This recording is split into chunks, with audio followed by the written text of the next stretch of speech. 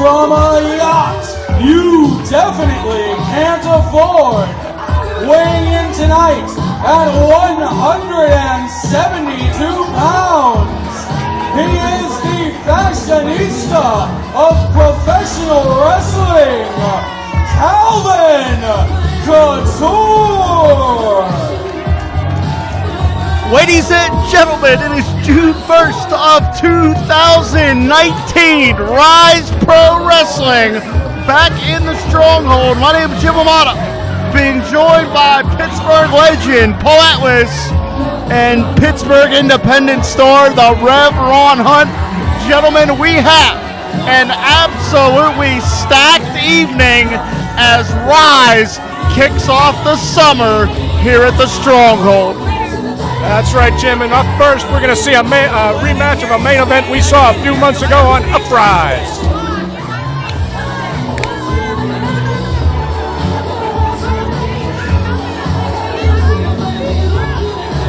I look better than you.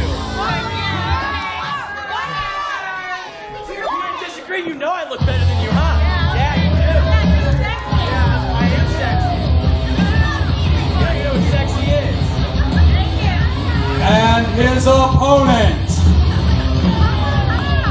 hailing from Columbus, Ohio, weighing in tonight at 189 pounds, he is the Appalachian Werewolf, Tyler Voxx.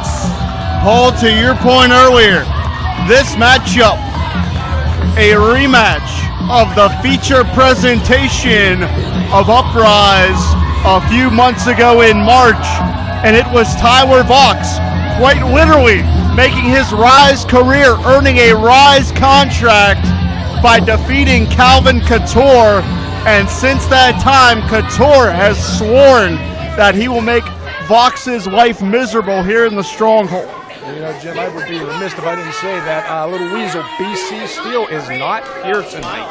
What is this going to do for Calvin Couture's game? Go with the name calling again. This is one thing I didn't miss from YouTube that he used. But listen, BC Steel is not a weasel. He's probably doing bigger and better things right now, and because he knows Calvin Couture has it all under hand. Rev, there is nothing bigger or better than Ryse Pro Wrestling right now, and that's what we're seeing here. Couture and Voxx collar and elbow tie-up. And you know that Couture is going to be very cautious here. He doesn't want to be caught sleeping in this rematch. And to your point, Paul, tragically, it was so tragic. Let me tell you how sad I was to find out that BC Steel actually fractured his foot some weeks ago, so he's not here. Poor baby. I'm sensing a little bit of sarcasm from the both of you guys. There you go, Rev. Picked it up. Now look at this exchange in center ring. You want to talk about jockeying for position. This right here can show you how important leverage is as these two continue to muscle their way to get an advantage in the opening moments of this contest. They are locked up like a couple of pit bulls right now. Neither man giving any inch or taking any inch right now. I think one thing, Jim, but I think one thing I want to mention that both of you guys mentioned about me as we're seeing they're having a face-to-face right now. You guys talked about how this is a matchup even going back to when that contract was given to Tyler Voxx. You feel like both of that is playing factor of them both saying, hey, I'm still number one on top. Absolutely. That's the precipice of this matchup because Couture has been chomping at the bit to get a rematch here. That was a barn burner contest back in March. However, in the record books, the bottom line is that Tyler Voxx was the victor. No matter how good of a showing it was for Calvin Couture, he was on the losing end of that night, and he certainly wants to right that wrong in his mind. And you see the power behind that snap suplex. He literally almost flipped Calvin Couture over. Couture out to the apron, suckered Tyler Voxx in. Up and over. Nice leverage maneuver from Couture. Lucha pass. Couture really knows how to move inside those ring ropes. A really underrated athlete. Voxx avoids the contact. Yeah, one step ahead of him on that exchange. And this is where that rematch element, to your point earlier, Rev, may have Couture a little out of sorts because he is so anxious to put Voxx in his place. One thing is one thing like this, I think we all noticed before, Stephen, this with way more years of experience, but, the main thing is, this is is more of a mindset than this physicality. If they got you by the mind and you're trying to outdo yourself, thinking what your mind's doing, you can catch yourself in some trouble. And we're seeing the wise wrestling of Couture. If you saw that Voxx missed the contact in the corner, was favoring his leg, and Couture, sensing it, is latching onto that leg like a pit bull right now. Yeah, what Couture's got to watch, just like Rev, you were just saying, Tyler Voxx is in his head. He has defeat in Calvin Couture. Couture cannot let that get into his mind, because you know what? It can happen again tonight if he doesn't pay attention. I think one thing, like Jim was saying, I mean, there's one insurance policy that he doesn't have. Regardless if you guys are being sarcastic, BC still, I wish you all my best. But BC is not here today, so Calvin really has to have all of his energy and focus on the main objective. Lateral press here, hooks the leg. Voxx escapes. Too early for that. We've seen a lot of tenacity from Tyler Voxx, both at Ryse and Uprise. It's certainly going to take Couture a lot more than this to put Voxx down. But Couture and Coleman, you can speak to this directly. Couture focusing on a body part and trying to wear his opponent down systematically throughout the course of this contest. Yes, and that'll always be sound strategy. Pick a body part, wear it down, render it incapable of being used, and that way, you know, like I said before, a three-legged table is good to no man. And at this juncture, Voxx is not going to be able to make his way back up to a vertical base. And if you're on the mat, then that certainly makes you more prone to a pinfall attempt as Couture snaps the knee down. Yeah, and I don't need to remind you, that knee is a very sensitive area. Cover here again. But we're seeing Voxx really fight with a sense of urgency. As soon as his shoulders were down, he popped right back up off the canvas. I think that's one thing that we can say about Voxx, and I think both of them, that there's a no-fight spirit, but at the same time, we cannot discredit my man with the shiny boots, the one that dresses as flashier than Rev. Calvin Couture is staying on that leg. I think that's smart. That's definitely a sound strategy. Here we're just seeing the vicious side of Couture because he is content to wail away on that ankle from any angle.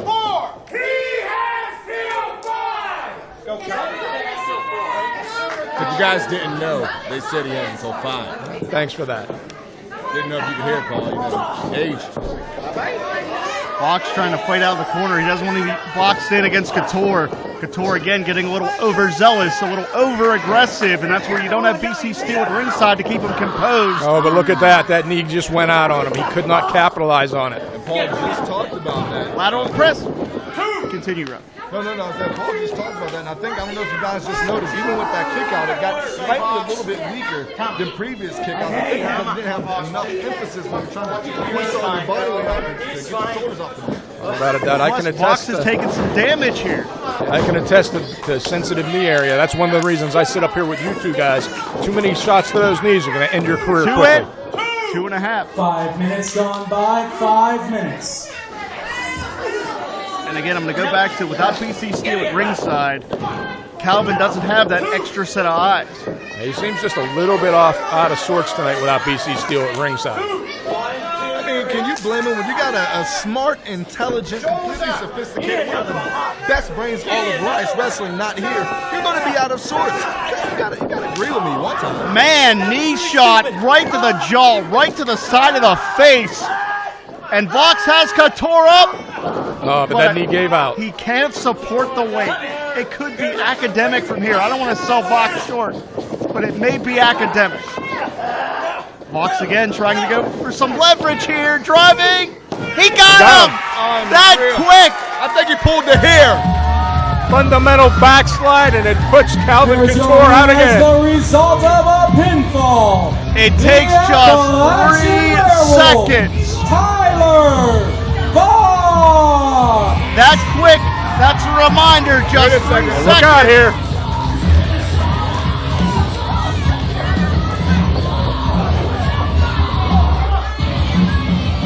And Couture is all out of sorts. Couture is livid. Watch out now. Got a chair. Now this matchup is over. And I know Voxx isn't backing down, but he already has that injured knee. And fellas, one way or another, I don't think we've seen the end of this rivalry between Voxx and Couture. There is some real personal animosity that has developed between these two. Well, let's face it, Calvin Couture is now 0 for 2 against Tyler Voxx. That's got to be getting in his head right now. Tyler Voxx victorious, a flash pinfall, and if this is any indication, of the night we have on tap here. We have a wild and unpredictable evening in store here at the Stronghold.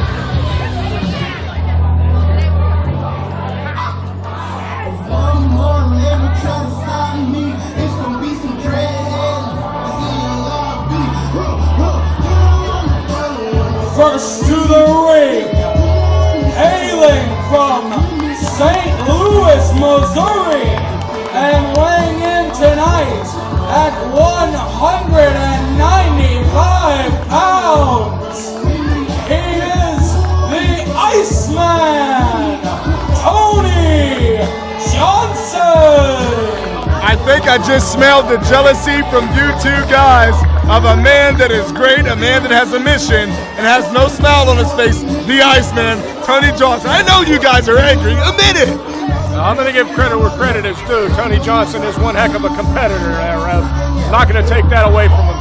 His attitude, now, that's another story. The Iceman has been racking up victories and looks to continue that momentum here tonight, potentially on the road to a shot at the Grand Championship. But he has a rather bloody, adorable equation to try to sort through right now.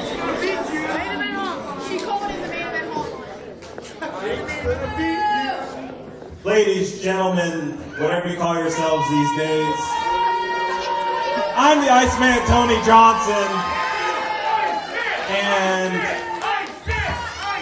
this is usually the segment where I would do the main event hotline. But Jinx made a video so disturbing, I'm not in the mood.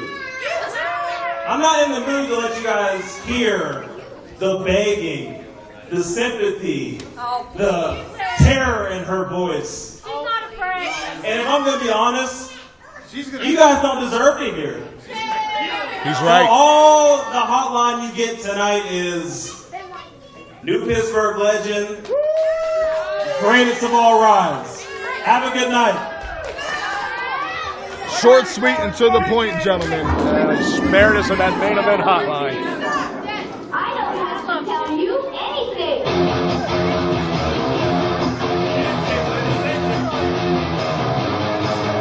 And introducing his opponent from Fall River, Massachusetts, standing at 4 feet, 11 inches tall. She's bloody adorable. She is Jinx. A walking, charismatic contradiction. There is no one in Pittsburgh wrestling today quite like the bloody, adorable Jinx. And this is a young lady that we've seen develop inside the squared circle each and every time she's in this building. I think that was a very nice way of you just saying crazy, lunatic, and insane. Ain't nothing wrong with that. Crazy chicks are the best. Well, that explains all those police reports of you, doesn't it? Yeah, it does. I love the jacket. I love the best way. It's pretty on you. Take it off. No, don't share this. That's stolen property. I thought this was a legitimate organization. She's wearing my personal property. I just had to give it It's my personal property. You know, Johnson brings a lot of bravado to the ring, especially after the victories that he has put together recently here at Ryse. But I'm going to tell you what, gentlemen, if Johnson takes Jinx lightly, he's going to end up looking up at the lights, because one thing the bloody adorable can do is fight. She will punch you right in the mush. That's true, and she's become more and more determined in these past few months. This young lady wants to be the first ever female Ryse Grand Champion, and she is out to prove a point here. Well, I think even just looking at previous history here at Ryse is how close she has gotten to that, but yet it's still falling short and the crowd is behind her. But let's not make any mistake about it. Tony Johnson is saying he is the greatest of all Ryse. He's a Pittsburgh legend. Hey, close to 10 years of experience, what he's been doing? Jinx better keep her eyes focused. Like I said before, I'm not going to take anything away from Tony Johnson. I've competed against the man. He is one tough competitor. There's no two ways about that. But is there the same in this for you, Jim? Is there a difference between being tough and being crazy? I don't deal with crazy people, unlike Paul. Hey, don't knock it till you tried it, Rev. You are not on my level, you're just. This is what I'm talking about, fellas. You hear Johnson talking some trash already, and this matchup hasn't even progressed yet. It wasn't trash talk. I'll make her level and my level the same. Just because. I'll give you a free headline. See, it's a fact. He said she's not on his level, and he's making it an equal matchup. This is a great guy. This is why Tony's a legend.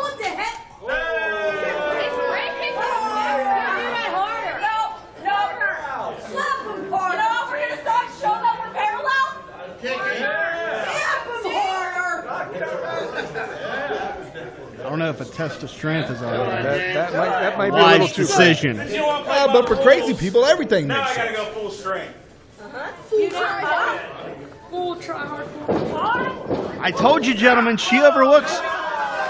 And look at that. Johnson has got overconfident and is now paying the price. All of a sudden, it's the Iceman being brought down to size.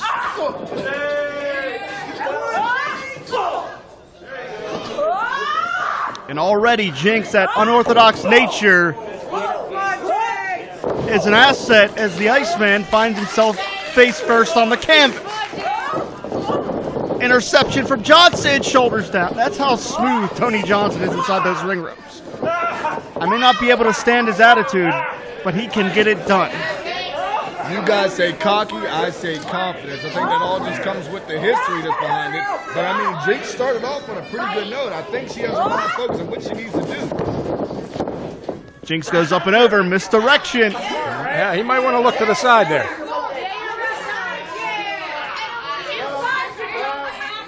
Hello. And goodbye, Johnson. Quite literally bouncing off the canvas. And again, the eccentric nature of Jinx has the Iceman completely off of his game here as she watches herself at Johnson. Jinx willing to take a chance. Yeah, crazy is unpredictable as well. I think one thing that makes her a little bit dangerous is she's unorthodox. Paul, you know, we're trained, okay, if this happens, do this. If this happens, do this. But what if they do something that is not normal? That's what's dangerous. And that is exactly where Jinx holds the upper hand by doing so. And Johnson trying to use referee Josh Mayen as a human shield.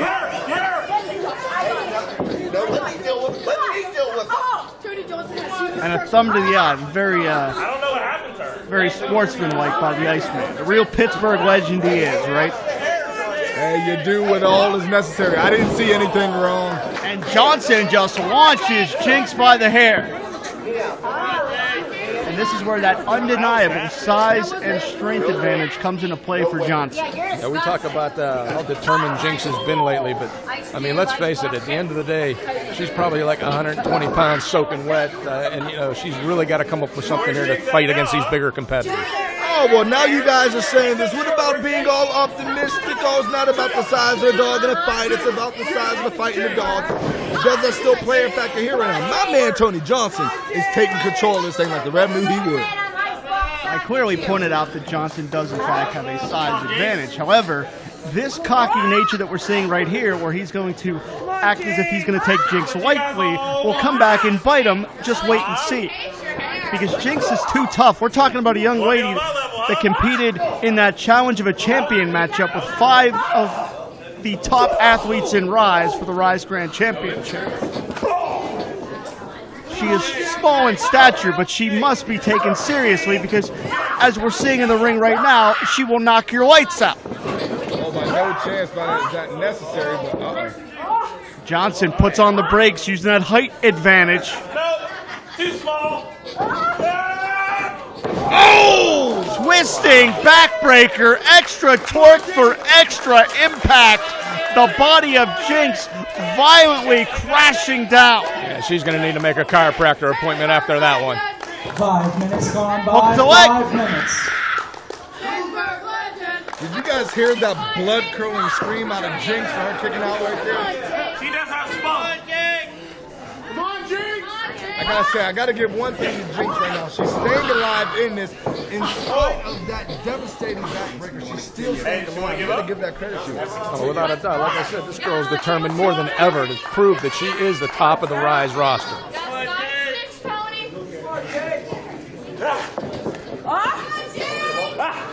And Johnson, ever cocky, ever arrogant, taking his time in there, really wanting to showcase each and every one of his skills. Johnson treats every contest as a highlight reel for his own resume. He wants to showcase everything he can do. Oh! Notice all of that body weight Tony Johnson throwing right into her. And let's not be mistaken about this. You know, we say male competitor, female competitor. Jinx is an animal. That's the thing. I can't even say that she's an animal. This young lady can definitely absorb a lot of punishment. There's no two ways about that. Josh Main just asked her if she wanted to concede this matchup. Now, that's not going to happen.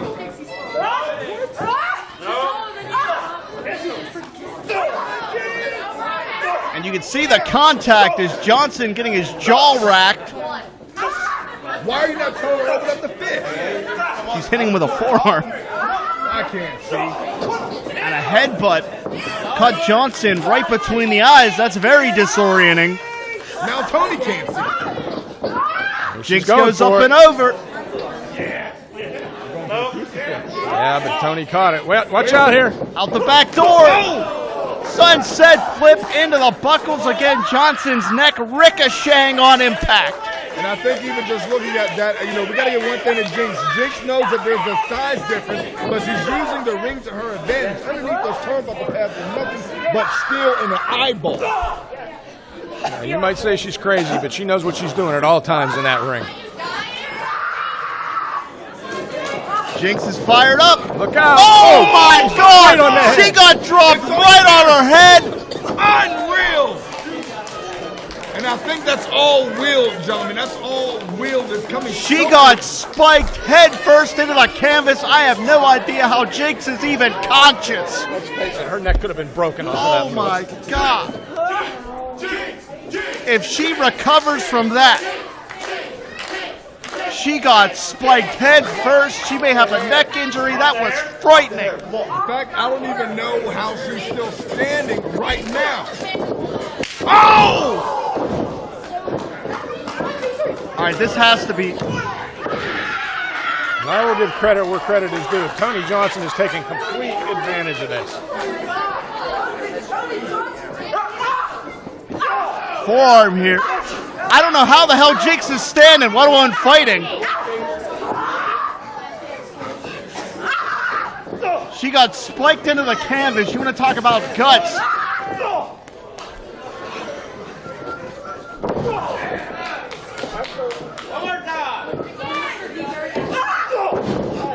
And again, Jinx hurling her body as a weapon. I have to reiterate this. I don't know how she's standing, let alone fighting. She is definitely coming back strong right now. I thought this matchup came to a screeching halt. I thought the match was going to have to be ended, but Jinx is up, and she's fighting, going for the Bulldog, and she hit it. Got him. Pure adrenaline. That's what Jinx is running on right now. Here we go. Great call by referee Josh Main to realize Tony Johnson's leg was on that rope. And he speaks once again. We talk about Tony Johnson. I believe he is one of the greatest of all Ryse and a Pittsburgh legend. Only a legend can do something as well as knowing, even if they are hurt, knowing where they are in the ring. And Tony Johnson did that. That is a legend, my friend. That is one that I will not disagree with you. He does know where he's at in that ring at all times.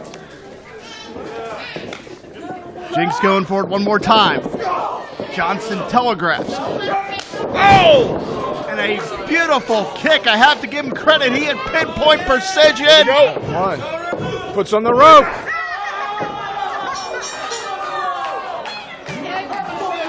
Wait, what's the decision here? I think the ref saw that. That's an her official foot was decision, on the I rope. Here's your winner as the result of a pinfall, the Iceman, Tony Johnson.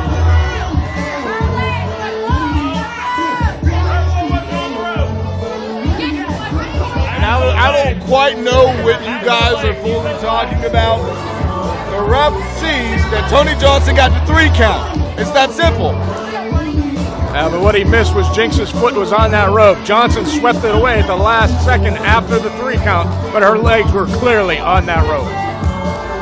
Controversy amid this one here, but the bottom line is The Iceman continuing, racks up yet another win, continuing this winning streak. Could this be the path to the Ryse Grand Championship? However, I must say this, gentlemen, Jinx is double tough. She is tough as hell, and you can't sell her short. Oh, I agree with you. One's certain of a doubt that she is tough as they come. As I said before, she's an animal. A lot of damage was done in the ring, and somehow she has even enough power to walk out on her own. Not many men in our business can do that, let alone a person as such as Jinx's stature. That's exactly right. Like I said, she is more determined than ever to prove she could be the first female Ryse Grand Champion.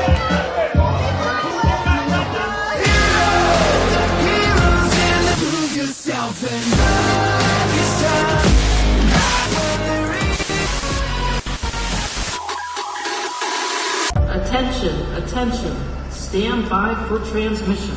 Competitors for the Uprise Promotion Challenge will now be decided. Random members from both the Uprise and Ryse rosters will now be selected. If the Uprise competitor can defeat their Ryse opponent, then they will become an official member of the Ryse roster. Stand by for randomization in 3, 2, 1. From Uprise.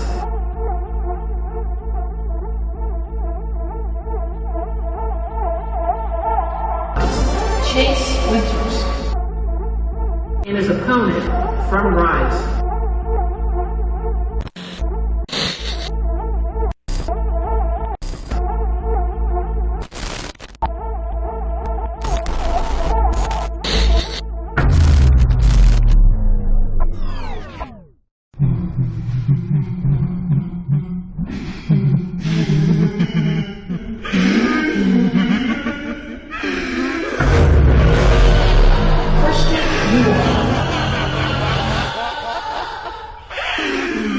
Uprise returns to the Stronghold on June 28th. Good luck, you'll need it. Prove yourself and rise, rise. Wait to remember you.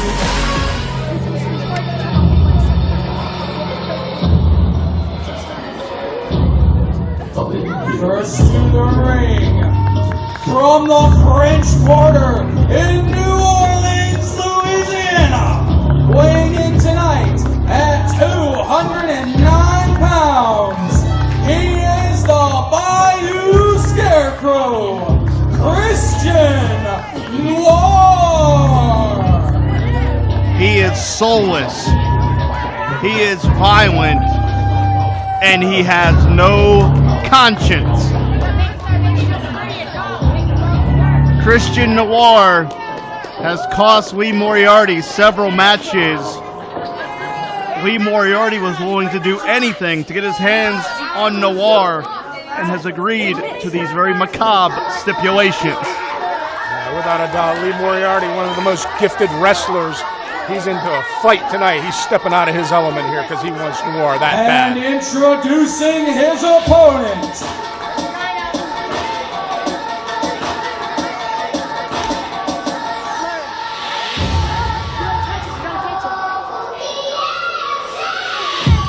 he hails from Pittsburgh, Pennsylvania, weighing in tonight at 82 kilograms.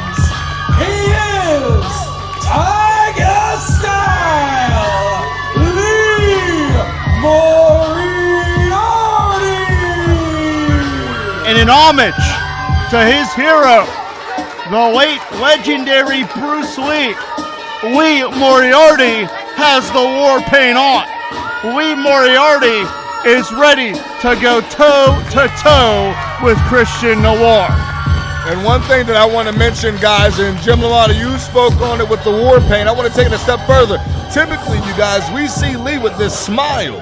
That smile lasted a very, very short period of time. And I think Lee has tapped into a whole nother beast we barely have seen, if ever, from Lee Moriarty. Like I said before, the most gifted young athlete in the Pittsburgh area today.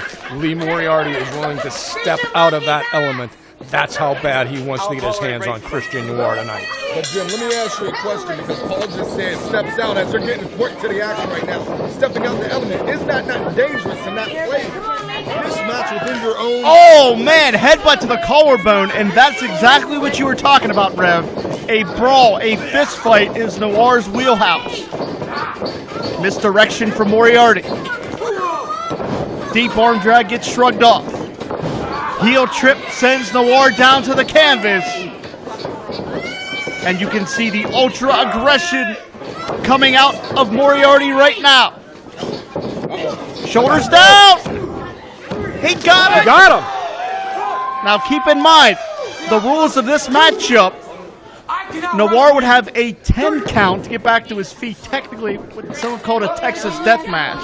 Well, I think this is very smart because as we all know, and Paul, you stated, he is one of the best in this area, if not the best of the tournament. I think he's even way further than he is, but I just think Look out.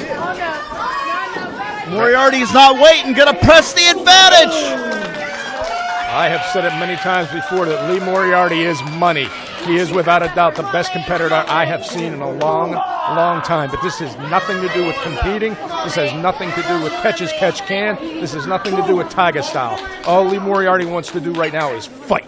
And Jim, I want to bring you into this because I feel like whether you're looking from a broadcast standpoint as we're sitting behind the table or in ring as Paul and I are well versed, you will be naive if you don't know anything about Lee Moriarty, and I think that's the same with Christian Noir. So I think it was a very smart rule that Christian is playing this in his field instead of Lee Moriarty. So brilliant idea from Christian. This is manipulation. It's not. It's the Grindhouse's MO. That's the entire night. The Grindhouse involved in these contests are under Grindhouse rules, quote unquote, because that's the only way that anyone from Grindhouse would put their name on a contract. My question is, did Lee accept it or did he not? Of course he accepted it. He's in the ring right now. What the hell are you talking about? We're not diving we're not ace saying crusher. he didn't play into it. He definitely played into it. And now Lee has a 10 count to get up off the mat. And Paul, I'm going to ask you this. In this juncture, do you try to milk the 10 count to maybe recuperate somewhat? That's all you can do. It would be a smart move on his part. However, I think Lee's running on a lot of adrenaline and a lot of aggression right now. Well, we all know what happens with adrenaline because I'm still suffering from it from other places. But when that adrenaline is there, you're all good to go. When that adrenaline wears off, you might have some regrets when it's all said and done. Spinal tap, a kick right between the shoulder blades, and don't get confused. That was no accident. That was done with malice and intent. Noir placed that kick absolutely perfectly to maximize the punishment that he can inflict on Moriarty. He's definitely all about the pain. You know, we saw in a video package before this matchup started. At our next Uprise event, June 28th, Noir will be in there with Chase Winners in a feature presentation. You know that Noir would chomp at the bit to ruin Chase Winners' chances at Ryse. I think anything that has Christian Noir's name on it, he's looking to destroy it. And as you stated right at the beginning, as soon as that bell rang, Jim, that Christian Noir has no soul. In a weird way, we're kind of opposite, but similar in the same way. And somehow I got to strangely respect everything that Christian Noir has done. I mean, I've tagged him in other places, but even coming out, he's a whole nother beast than what he was years ago. And no matter where he's at, he's a whole nother entity. And I agree with you, he has no soul, but I respect him. And as this matchup spills across Move like the Red Sea. this building, no one will be safe. He's even moving fans. Moriarty puts on the We brakes. saw that coming. Moriarty off the wall with the arm drag. Tremendous, innovative offense from the Tiger-style athlete. Yeah, no innovation to a straight right hand, though. A straight right hand does not have a zip code, doesn't care if you're male or female, doesn't care what your creed is. A straight right hand is going to be a straight right hand. Mike Tyson said everyone has a plan until they get punched in the mouth. This environment favors Noir. Out here on the concrete is his wheelhouse. And that is exactly why he baited Lee Moriarty into this exact type of match. Well, you have to think, a guy like Kristy Noir, as you said, he played right into it. It's almost like his playground. We're talking about a guy that's from one of the most dangerous, groggiest places of all, from that Bayou area. They know nothing but danger. They know how to survive in danger. But the thing is, Lee Moriarty, I mean, this guy knows how to adapt. He's a chameleon in pro wrestling. So I'm not going to count him out, but yet I'm still favoring Kristy Noir, guys. Rev, I'm not gonna agree with you on that. And I'll tell you why. Because Lee Moriarty is one of the smoothest in-ring wrestlers that we've ever seen. He will be a breakout star from the Pittsburgh area. However, this is a completely different element that we've seen Lee Moriarty excel in. Kristy Noir was very, very cerebral when he came up with this stipulation.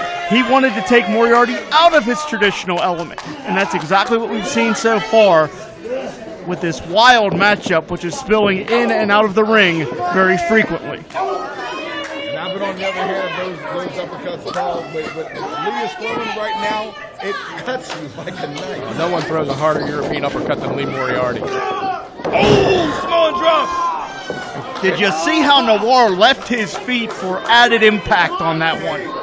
Jim, even though Lee's down right now, to your point, Lee is adapting as this match progresses. If you notice, he's getting away, more and more away from his style and trying to get down and dirty right alongside Kristy Noir. You're just like Brandon K. One thing that I've seen has been a thing that Jim has been putting excellent coverage on is that everything that Kristy is throwing has a purpose, has an emphasis. And like when you were talking about that previous, when you hit him with that Samoan drop, a little bit more emphasis. Pair of up kicks has Noir staggered, but for how long? What? No, that had no effect on Lee Moriarty. Look at the eyes of the apex of combat. Moriarty is reaching down deep into his soul. This is mine. Listen to that contact. These guys, wow, these guys wanted a war. They're getting one right now. Double count. Now, who's going to get to their feet first? Man, these two are going at it tooth and nail. We are seeing some real hatred here.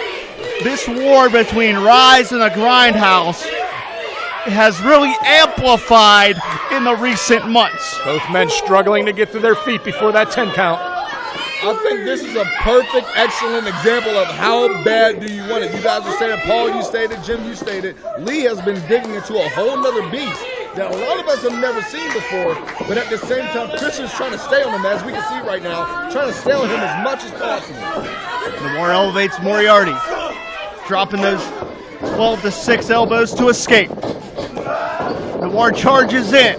Moriarty avoids the contact, generating the momentum. A little more emphasis each and every time he strikes. Look out. Double stomp.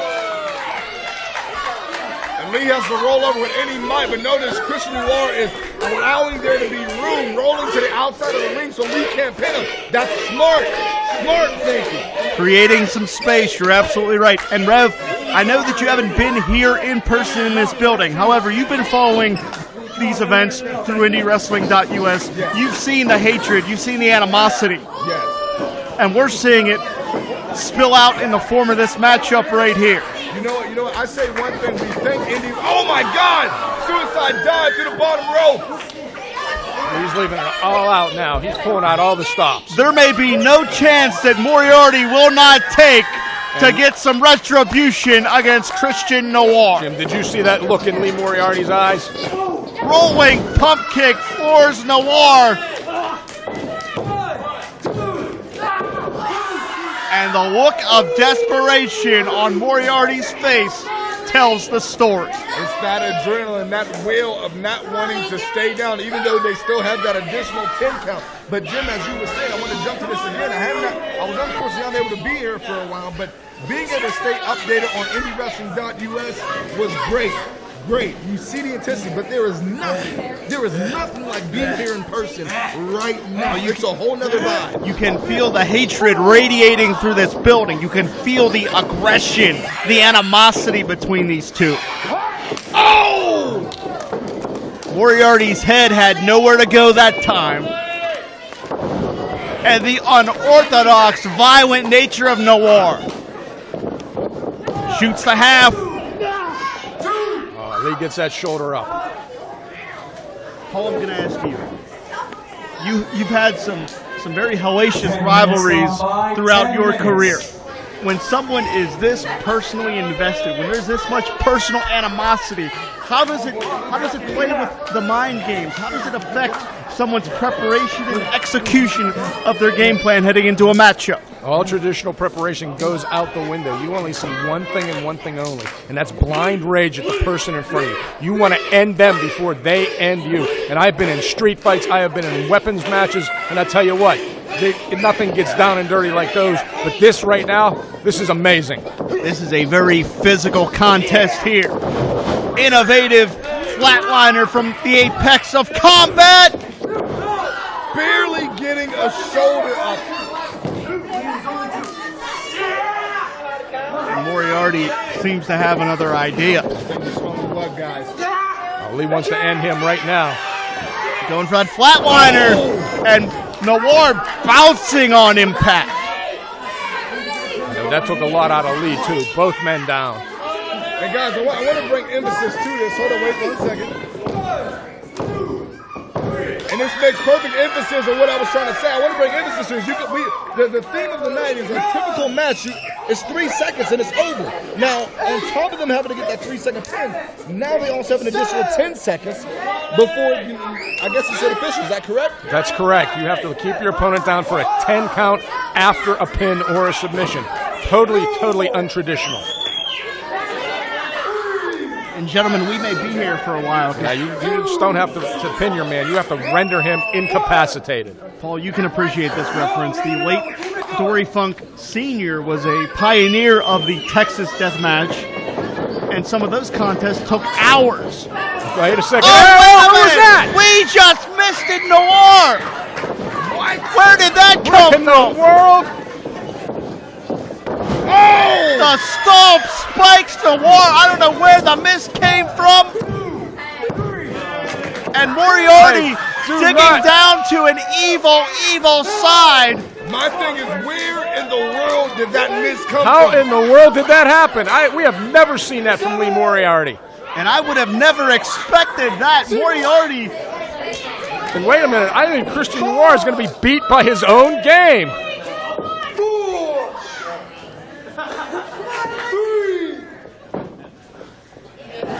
Whatever Moriarty spewed into the face of Noir, he's trying to wash it off of himself. Who knows what was in that? That's it. It's over. Here's Moriarty as the result of a pinfall and a knockout, Tiger Style, Lee Moriarty. Lee Moriarty has completely turned the tables on Kristy Noir. I don't know where that miss came from. Guys, but he got it. I will tell you this. I have seen resurrections. I have seen people walking on things. I've seen a lot. I have never seen something like what I just saw in this match here at Ryse Wrestling. Noir wanted to drag Moriarty to hell, and Moriarty responded with taking the fight to the Bayou Scarecrow. Hell came in the form of Lee Moriarty. It was hell to pay, and Noir's tab came due. The apex of combat is victorious, and Ryse gets one up in this war against the Grindhouse. What's happening? And oh, wait a minute. Oh, no. Wait a minute. You stupid sons of Ryse Wrestling. You see, the Grindhouse doesn't play by the same rules as you. We've challenged you. We've asked you, and you've accepted. Stop struggling! I'll give you something to cry about. We are going to take every single person you love and put them in our crosshairs. This is a war! There are casualties! In war, we are going to challenge you to the most horrible heights of hell and madness! I'm gonna drop her. Here comes Brandon now. That's his wife. Damn it, that's his wife. That heartless bastard was gonna hurt Kristy. And you said yes! You agreed to this! You agreed to come down and take a walk through our world! Just a step through our world! Right now she won a war! Ryse will answer! And do you understand? Do you know the pain that we are about to inflict upon you? Brandon K., last time I held your wife's life in my hands. And then next time, this Saturday, both of you in the same ring as me. Do you understand? Do you comprehend? Do you feel? Will you ever know? No, you won't. This is the Grindhouse rules. This is our world, and you're simply dying in it.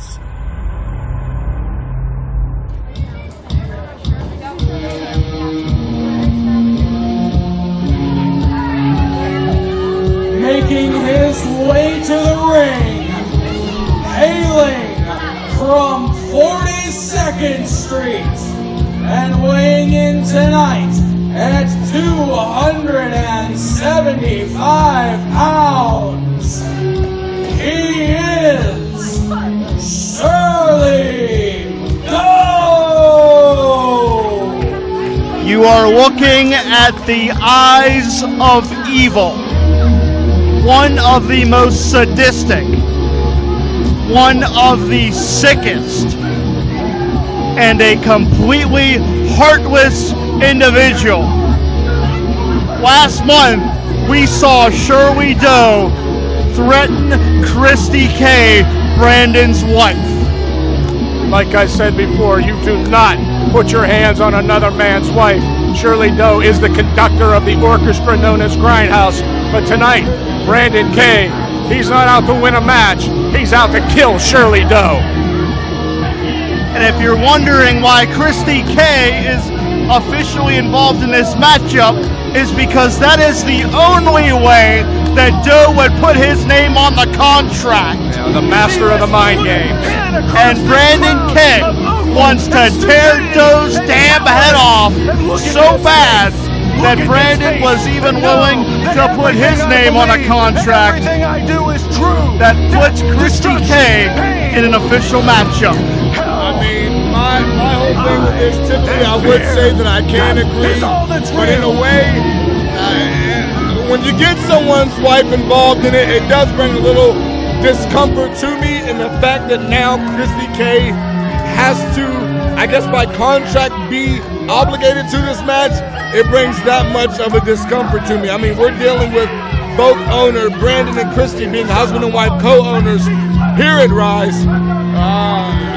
Something tells me that Doe has a much bigger plan than what we're even thinking in the deepest of our brains. Without a doubt, Kristy K. is a businesswoman. She's tops in her class when it comes to that. She is not a trained professional wrestler. I don't think she belongs in this match, and I'm not trying to smirch our owner's wife, but come on now.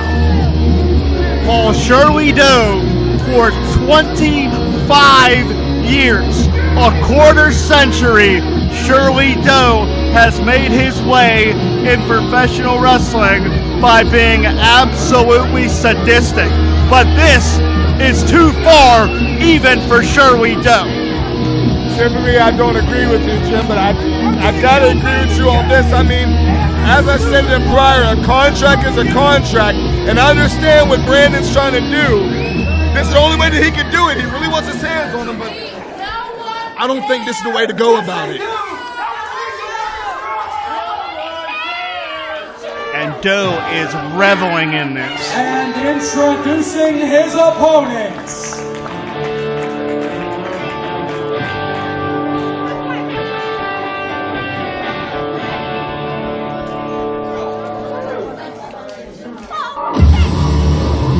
Hailing from Dunbar, Pennsylvania, the team of First Class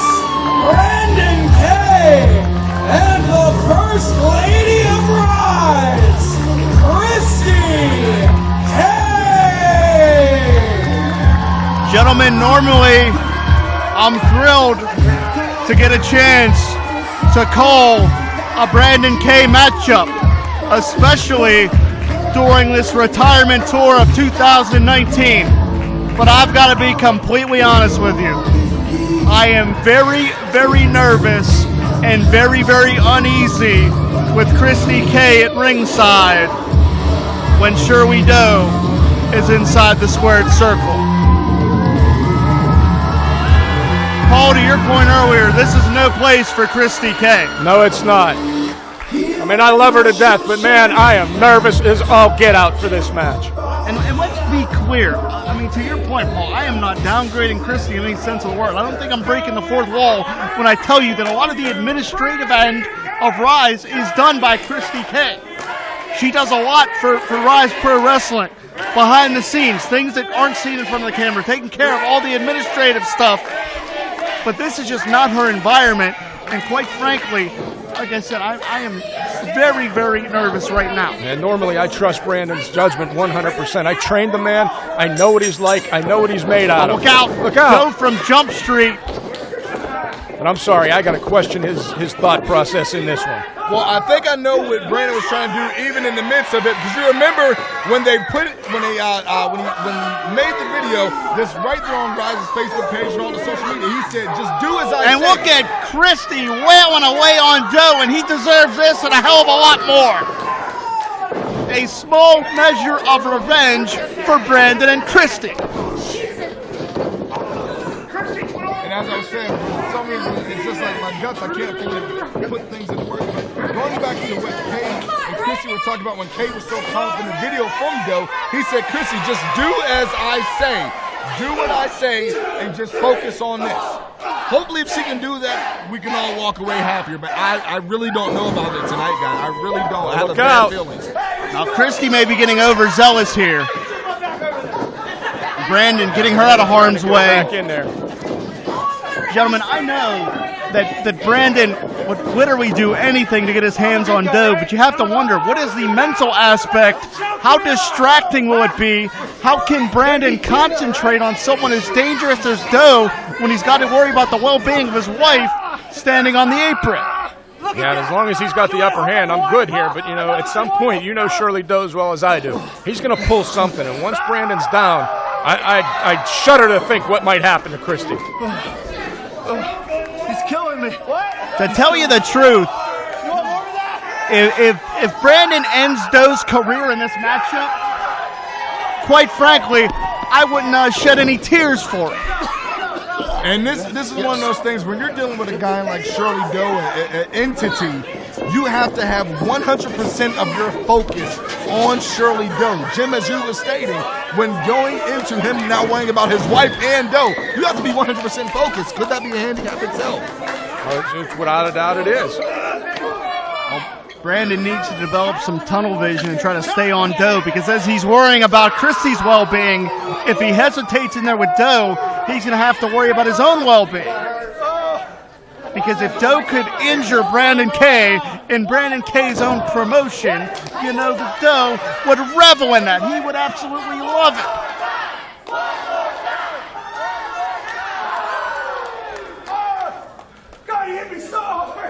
Right now, I'm not gonna lie, guys. The ability of me being able to have comfort in this right now is starting to come to life right now. Kay fully has control. Well, keep in mind, gentlemen, this is no DQ, and they can fight anywhere. They're coming up here, and I'm a little nervous myself. Doe gets hurled into a chair. Just as you stated, Jim, no DQ, which means you cannot get a disqualification by using this chair. Absolutely not. He can hit him with a whole ring if he wants. And Doe deserves all of this. Ow! You have to think every time Brandon K hits Shirley Doe, all he can see in his mind is Shirley Doe with his hands around his wife's throat. I mean, can you blame him, though? I mean, when you try to put your hands on someone's wife, a family member in general, but a man's wife, you just don't do that. No, I've done a lot of despicable things in my career, and I will own up to each and every one of them. But I've never, ever touched another man's wife. I slightly respect you a little more, Paul. And now finally Doe is in a bad way. And this may be where Brandon wants to take his time and enjoy picking Doe apart. Notice Kristy really wants... And that hesitation, we talked about it. Did. Brandon, he had to take his focus away to tend to Kristy, and that allows Doe to exploit the advantage. Well, I think it wasn't anything out of the ordinary. If you would have noticed, Kristy really wants into this match. Even going in prior, what she did, she really wants into this match. But Casey, just do as I say. Let me take care of it. But Kristy really wants in it, Paul. I understand she does, but she does not belong in that ring. I'm sorry. Like I said, I love the woman to death, and I'm not trying to downplay or downgrade her in any way. But that ring is not where she belongs right now. Now, Paul, all right, I'm going to just say it. I may get in trouble for saying this. I don't care. But I'm going to tell you what. When you and I started here as a team nearly a year ago, who was it that welcomed us into this promotion? Kristy K. We want to see you kick your ass, Joe. And now Brandon's limping. He could be fighting on one leg, which again makes me very nervous because who the hell is going to defend Kristy if need be? Because right now, Doe has an open path to Kristy K. And to your point, like you said, my career ended suddenly because of my injuries. And, Kristy was the one who contacted me and said, hey, Paul. 5 minutes gone by, 5 minutes. We love you. We want you to be in this business. We want you to be at Ryse Wrestling. So I've got to give her all the props in the world, but I do not want to see her get in that ring. Now, Paul and Jim, I want to say this. In the typical match, right now this isn't a tag, it's a handicap. But in a typical match that any wrestler has a partner, if you are feeling like you're getting kind of like the best of you is not quite out there, you can tag your partner. But this isn't an ordinary match that Kay will have a partner. That's not going to happen. That's his wife. That's not going to happen. Brandon is in no way going to tag Kristy into this match. I don't know if you guys heard, Jim, I don't know if you heard a little bit earlier. There, a couple of times the crowd was asking for Kristy, and then Shirley Doe said, don't you want Kristy? They start cheering, but I think maybe Shirley Doe wants her in there for a whole nother reason other than just a typical wrestling match. No, he wants to, let's face it, he wants to hurt her, and he wants to hurt her permanently. And how sick is that? That a 25-year athlete wants to hurt a woman to prove a point. Oh, it's sick. And let's keep in mind, it's not as though Kristy's a wrestler. I mean, don't get me wrong. We have some tremendous female wrestlers on the Ryse roster. Kristy is not a wrestler. No, like I said, she's a businesswoman, and she's very good at it. And Brandon is psyched up, man. You can only push a man so far. Well, you got to think right now, Kay is not only fighting for himself, he's fighting for his wife, he's fighting for his children, he's fighting for his whole entire family and his legacy right now. Diving knee connects, but how much did Brandon take out of himself? He is clutching that left ankle. And in that ankle, there are so many ligaments and tendons that are susceptible to damage.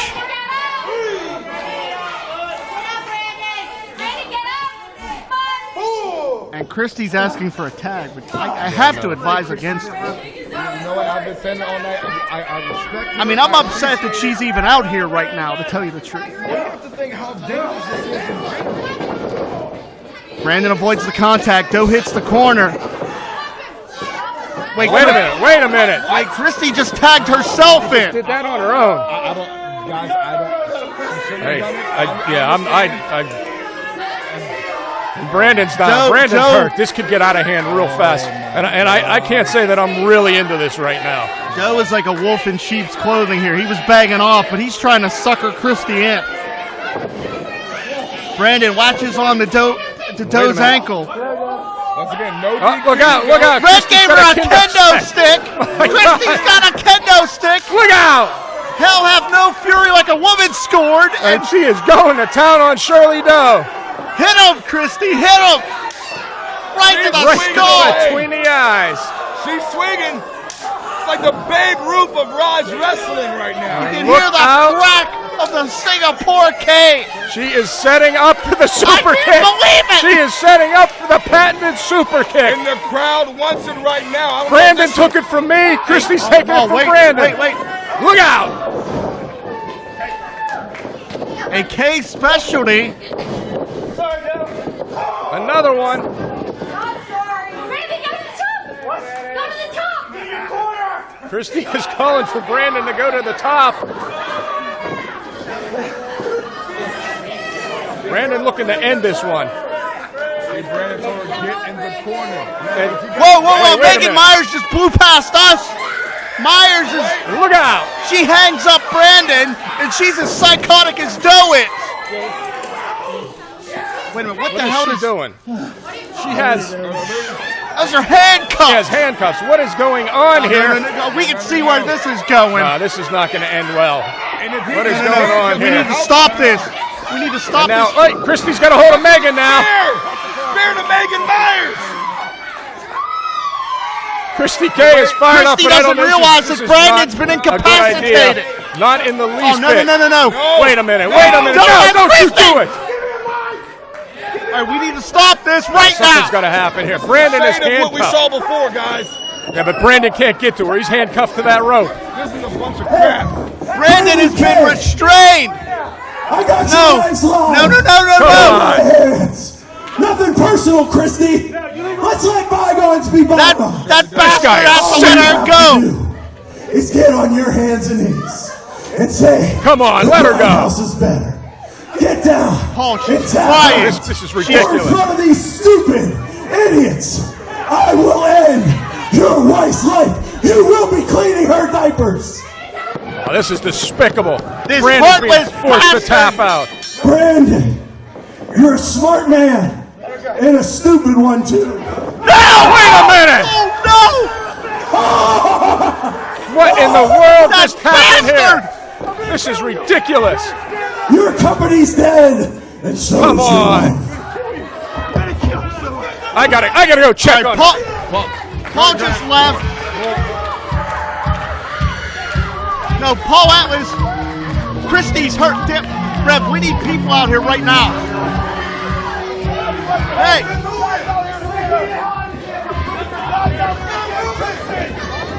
That son of... That bastard hurt Kristy. Hey, Rev, we got Paul's in it.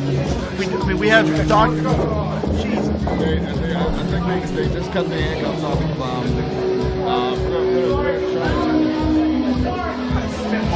Wait, Rev, she's not moving. Rev, she hasn't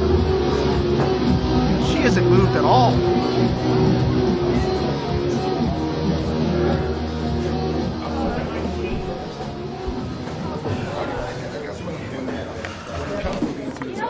This has gone too far, bro. I think it's going way too far. I think when you talked about, Kristy just stated, and all of us got her when he first started. This was something that Kristy was one of the very first ones to welcome us. We can do something about this. Go get down. She was one of the very first ones to welcome us with a smile, with a laugh. And unfortunately, she's moving right now, but we don't know if how serious this injury is. Obviously, she's going to a hospital. And hold on. Is she okay? What do we? Okay, she's good.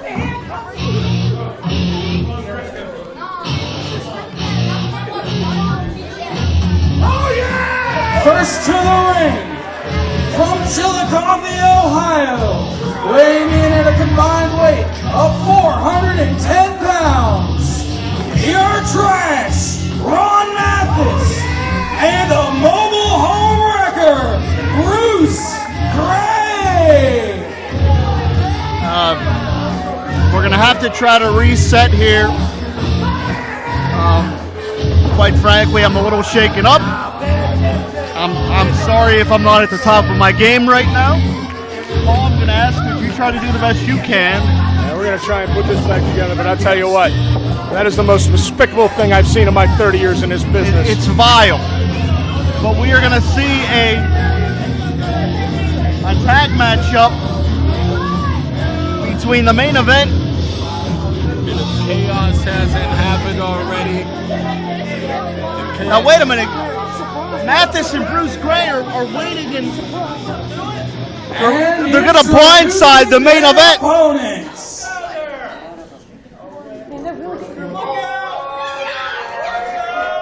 They're gonna blindside. The trap has been set. Somebody want to tell Duke and Ganon they're walking into a trap. Standing at a combined height of 12 feet, 10 inches tall. They are the meta-human, Duke Davis, and the All-Star,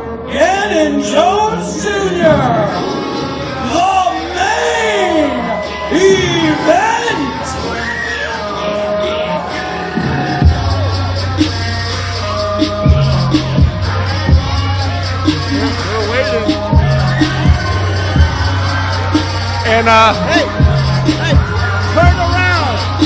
turn around, pal. You can't outsmart the main event.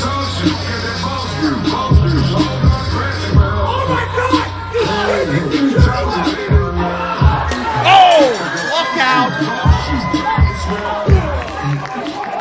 And the chaos continues here at the Stronghold Arena. Hey, Duke, watch the TV. Duke, I'm begging you. This wouldn't be the first time he rearranged our area. And I'm going to try to regain my composure here after what we just saw. But watch the TV. Oh, look out. My computer. Oh, my God. On the announce table, we need to keep this, but chaos is happening over here. There you go. You're now the coat check, Rev. You know what? I think we're a little bit of everything today. We're doctors, we're bellhops, we're coat check. Look out. And let's not forget, these four individuals had one hell of a war several months back here at the Stronghold when Duke Davis and Ganon Jones, two of the premier athletes in wrestling today, stepped out of their comfort zone, and now they're going to do it again tonight in a no DQ match that was ordered by the Grindhouse. It seems like this has been a theme with the Grindhouse, Jim, for quite some time. I mean, we're trying to do our best. I mean, we're doing the best we can as professionals, but you can't help but to look into that. The Grindhouse has to deal with what's happening pretty much right here, too. It's like they're trying to disband and cause chaos and all around. Well, obviously, that's their mission. But beyond the surface here, as Paul had alluded to, this matchup is actually a rematch from a barn burner contest that took place in September of 2018 when we saw Mathis and Gray brawl all over the place with the main event. It was a standout contest.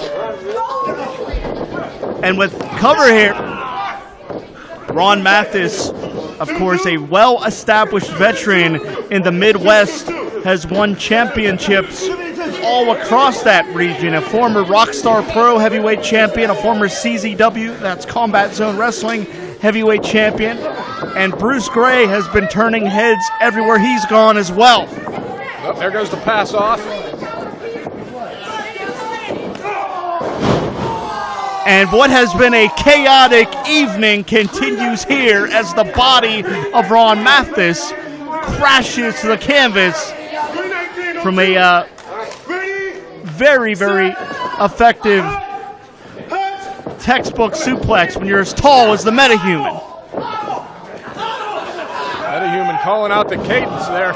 And the teamwork of the main event is really second to none as Mathis kicks out. Main event is tag team continuity personified. Well, don't you think I'm not taking my notes on recruiting? The call that they called was Blue 19. I wrote it down. I looked at the play. Hey, Coach Ron is in the house, baby.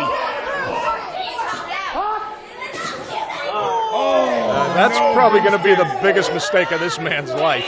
You don't fit on anybody. Especially the metahuman Duke Davis. I don't think that Bruce Gray is going to have any teeth left.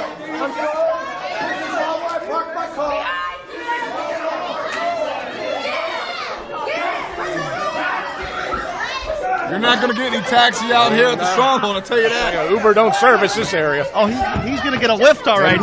He's going to get a lift to the nearest hospital. They're breaking stuff behind the curtain here. Hey, look out. They're behind us. They're back. I would hate to see what part of the locker room looks like from what I can hear. I'll tell you what, there's definitely some furniture that's been rearranged. Oh, no, Wait a minute, guys. Dude, we legitimately have those orders. No!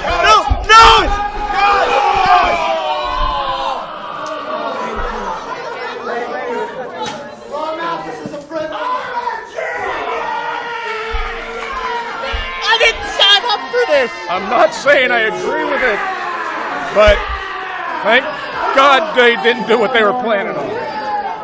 What the hell are we doing around here? This is what happens when the Grindhouse calls the shots. It's going to take a heart attack. You know what? I'll get your life alert later, Jim. But as we're saying, I'm not sitting down until they're out of here. I'm telling you. I wish your kingdom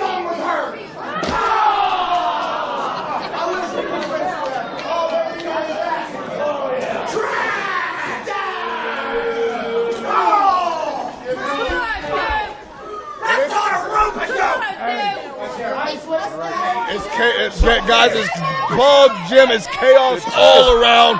Ryse, I don't know what a rope-a-dope is. I don't want to know. I'll tell you all what, I know is I'm it's not just gone all comfortable. downhill. I'm going to need damn blood pressure medication after this. Oh, yeah. I'm going to need a bottle of Jack. You got any of that holy wine on you, Rev? You know what? I think they spilled it the last time they were up here. We still have Ganon Jones Jr. up here, but Bruce Gray is back up here on the commentary table. Choking out Ganon Jones Jr. right now. And Jim, you said this before. I mean, it's much more beyond it. But what are these? Are these guys supposed to be like hired guns or something? Clearly, they're here with a purpose. If for nothing else, if they defeat the main event, obviously that's making headlines. I mean, headlines is what you call it. ESPN, Sports Center, anything you want to name about it. When you're dealing with a team like the main event, they're going to make it. I mean, 5 minutes. I think I saw my wife flash before my eyes. Shortest 3 seconds of your life, huh? that makes 2 of us. You saw Jim's life flash before your eyes, too? And Paul, I'm sorry, but I had to get out of the way. That's all right. You do what you got to do. And Duke is being mugged in the ring. Ganon is hurt on the rampway here. This roughhouse nature of Mathis and Gray is so unorthodox. Now they're just attempting to systematically dismantle the metahuman. And I would say I agree with you, but with the mindset of you just being a man versus a man in this ring, the fact that they're just trying to take one person of the main event out right now would be smart to now it's a 2-on-1. But yeah, Duke Davis is not your average human being. They don't call him the meta-human for nothing. Well, mind you, I think if Ganon can get back on his feet, I mean, he's still up here at the commentary table. He's barely moved in the past 5 minutes. It's complete chaos, guys. Chaos. I hate to say this, but with what we saw in that last match and what we're seeing right now, the Grindhouse is getting exactly what they wanted tonight. And I think the hope is right now, I think we really need, the crowd is starting to get behind him. We really need Ganon to try to get his way back. Hopefully, as close to full house as possible. I mean, he's on one leg right now, barely pressing up on 2, but can he make it down to the ring? Let's not forget. Wait a minute, Bruce Gray here. He sees Ganon stirring, and immediately Bruce Gray trying to immobilize Ganon Jones Jr. Come on, Bruce, that's enough. I know it's no DQ, but this is clearly not anything resembling a wrestling match. Yeah, well, we're not, Bruce. We're not having fun. Ron Mathis set up into the lights.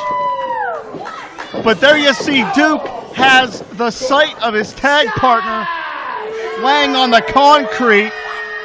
Only a slight reprieve for the main event because Ganon is very hurt here on the floor. Duke Davis is fighting by himself in the ring, and there's nothing that referee George can do because with Mathis and Gray in the ring at the same time, there's no DQ. And like I said, Ganon's got that heavy brace on to begin with, and these guys are taking full advantage of it. And I think one thing we always deal with sports analogies when we talk about the main event and we see the play call that's on Ganon's wrist, but professional wrestling is nothing like any other sport. You can't have a 30-second timeout. You can't have a 1-second timeout. This thing goes until one winner declared. Right now, look out! Duke Davis still on his feet. The metahuman floors the opposition.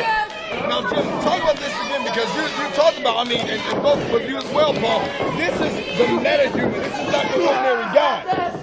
Well, look at the tag team prowess of Mathis and Gray. These two are a regular tag team outside of Ryse, which is why they're working together so well against the main event. Let's be honest here. To put this kind of hurting on Ganon and Duke, you have to be a well-formed tag team, and they're coming back up here. Can we please keep the action down by the ring? Once again, Jim, you said there's no DQ. Well, these guys can do whatever they want. They can go out in the parking lot and bring a Buick in here and hit one of them with it if they Paul, want don't to. give them any ideas, please. I think we've seen enough so far. But I want to say to Jim that I don't agree with it, but I'm smart on their side. If they have both members of the main event on their feet, that's where it's dangerous. But the fact that every time they see Ganon Jones Jr. getting back on his 2 feet, they come out and attack him and want to put the emphasis back on Duke Davis. Yeah, and like you said, Duke is not your average human being, but he's still a human being at that. How much of this can he actually take? And now Mathis has a chair, which obviously is not going to help the cause of Duke Davis fighting alone. And again, I'm going to emphasize it's no DQ, so referee George can do nothing to stop this use of the chair. The only thing that he can stop is someone probably physically dying. Other than that, we can't unfortunately stop anything. The same thing we've been dealing with the grindhouse. Look out here. Duke is in trouble. They're going to try and drive him into that chair. Duke puts on the brakes, but for how long? There we go! An act of self-preservation, a sense of desperation, a sense of urgency. Duke Davis rallying some offense, but that may have been just as defensive in that situation. Yeah, let's face it, Duke Davis has been taking a pounding for about the last 12 minutes, and he has managed to muster up enough strength to get them both over. Well, I think it's because just as Vince stated, and Paul, you also agree Wait, as well. watch out. Mathis is perched up top. Duke doesn't see him. Mathis has been in some very violent matches before. He's not afraid to take a chance. But he got caught. He hesitated and he got caught. And wait a minute. Oh, God. Duke caught him. Look out. This is not going to end well for him. Oh, my God. Mathis destroys the chair with his body. Duke Davis plants Ron Mathis through the chair. And I think that's all it takes, guys. Just a little bit of breathing room is all it takes right now. Just to show you, Duke Davis and Ganon Jones Jr. are not out of this. And the fact is, Paul, you talked about this as well. Duke Davis and Mathis, we have the All-Star Ganon Jones Jr. These guys are giants on their own. Ganon Jones Jr. in the ring right now. Ganon has finally got himself back up to a vertical base here, and he's bringing it on now. Ganon is going to try to put this one away. Notice that he's still favoring his arm and his leg a little bit, but enough strength to hoist Bruce Gray up on the shoulders right now. Bruce gives a couple elbows to get out of it. Look out here. Ganon shrugs him off. Bruce charges in. I'm set up. What's he going for here? Look out. Butterfly. Oh, big underhook suplex. Connected. Holds on. What a transition. Into the fisherman's. And I don't know how Ron Mathis was able to summon any sense to interject himself there. Ganon's still up though.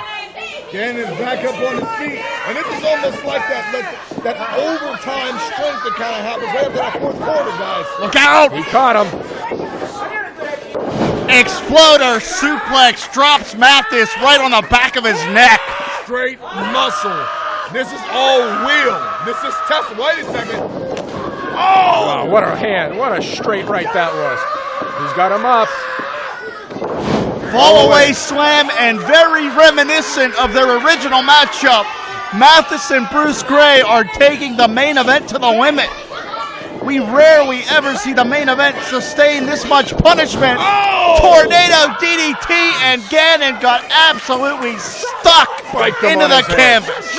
Wait a second, Duke Davis is back in the ring. I don't think Ron Mathis knows. Now he does. And if you don't know, now you know. Wait a second. Mathis going for it again. Telegraphed it. Move and counter move by all involved. And he got planted. Bruce Gray coming in at the nick of time. And guys, I can't help but to continue to bring this up. I mean, anything that the Browns try to put a thumbprint on has chaos to it. But I mean, there was a story before this even happened, as you stated, Jim, before, alluding back to months ago. Yeah, Grindhouse knew exactly what they were doing when they made this match. Well, they knew that Mathis and Gray were the team that took the main event to the absolute limit. They knew who to choose if they wanted to wear down the main event.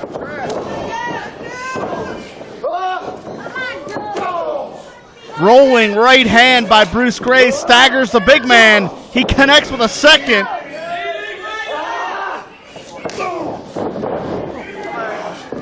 And if you need any more of an example to the skills of Bruce Gray and Ron Mathis as a tag team, how many teams put the main event in this much jeopardy? How many teams can really lay down this much punishment against the main event? We don't see it very often. Well, I think the reason why we don't see it very often is I think I can safely say it not to put Bruce Gray and Ron Mathis under a handicap, but when it's a normal stipulation match, wait a second. Shoulders down! But when it's a normal stipulation match, a lot of times the main event's going to have the upper hand because they're such a well-oiled machine and always one step ahead. This is a no DQ. I mean, this was unfair from the beginning. As we stated at Bruce Gray ran into a boot here. And again, that's what I'm talking about, the tag team continuity of Mathis and Bruce Gray. These guys work together so well.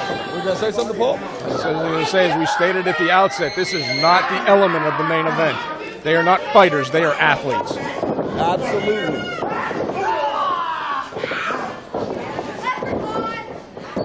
And if Mathis and Bruce Gray pull off this upset, as we stated earlier, they are making a case that they are one of the best tag teams, not just in the Midwest, maybe all of the East Coast. Oh! Upset! Ganon coming in at the last second to help his tag partner, Duke Davis.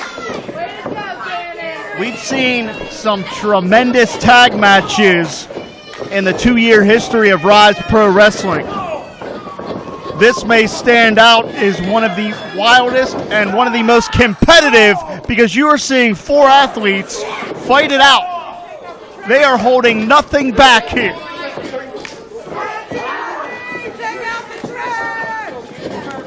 Ganon counters.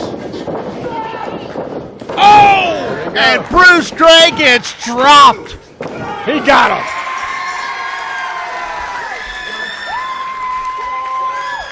Here are your winners as the result of a pinfall.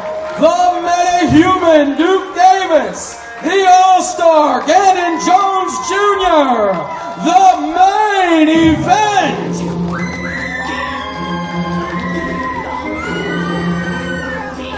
In their element, outside of their element. For my money, Duke Davis, Ganon Jones Jr., the best tag team in Pittsburgh today. Without a doubt, they were taken to the limit here tonight, and they still came out on top. The main event, always the MVP, always top tier, and always ready for any competition. And I have to agree with both of you, Jim and Paul. Jim, you stated that they're the best tag team within not only Pittsburgh, but I believe all of Pennsylvania and further states, as they're collecting championships all across multiple states.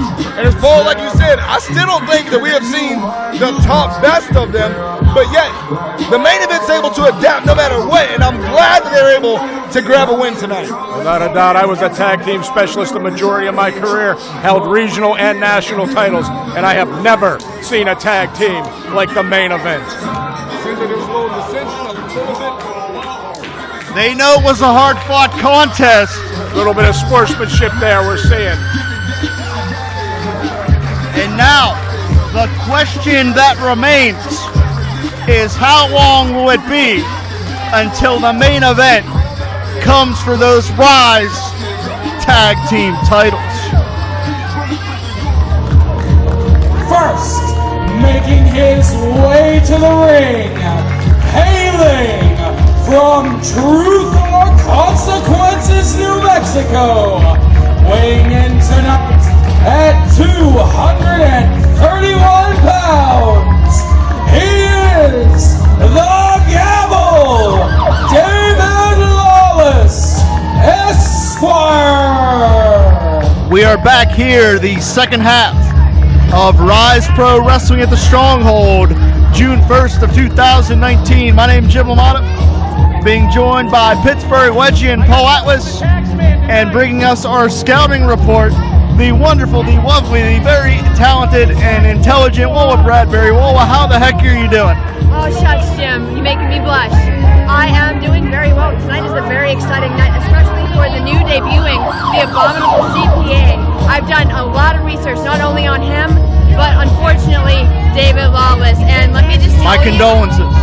Oh my gosh. Let me just tell you, looking up law terms, even thinking about it, makes my head hurt. I'm not sure why Lawless is wearing a cowboy hat. He's been listening to Old Town Road. And unfortunately, the fan that caught that hat may need a tetanus shot after this event is over.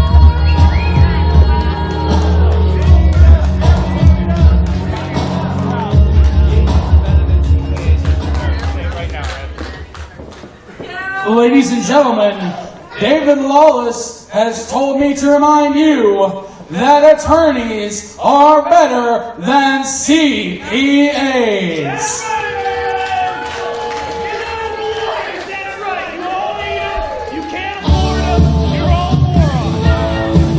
And now, introducing his opponent from Saginaw, Michigan, he is Taylor Swift's favorite wrestler, the Abominable CPA.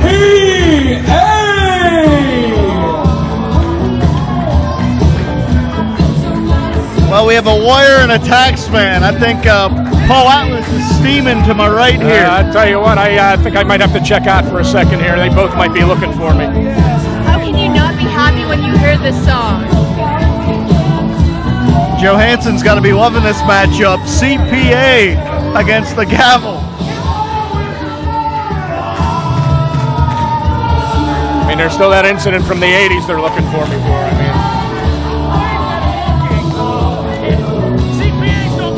mean, hey, Paul, they even got Al Capone on tax evasion. None of us are safe.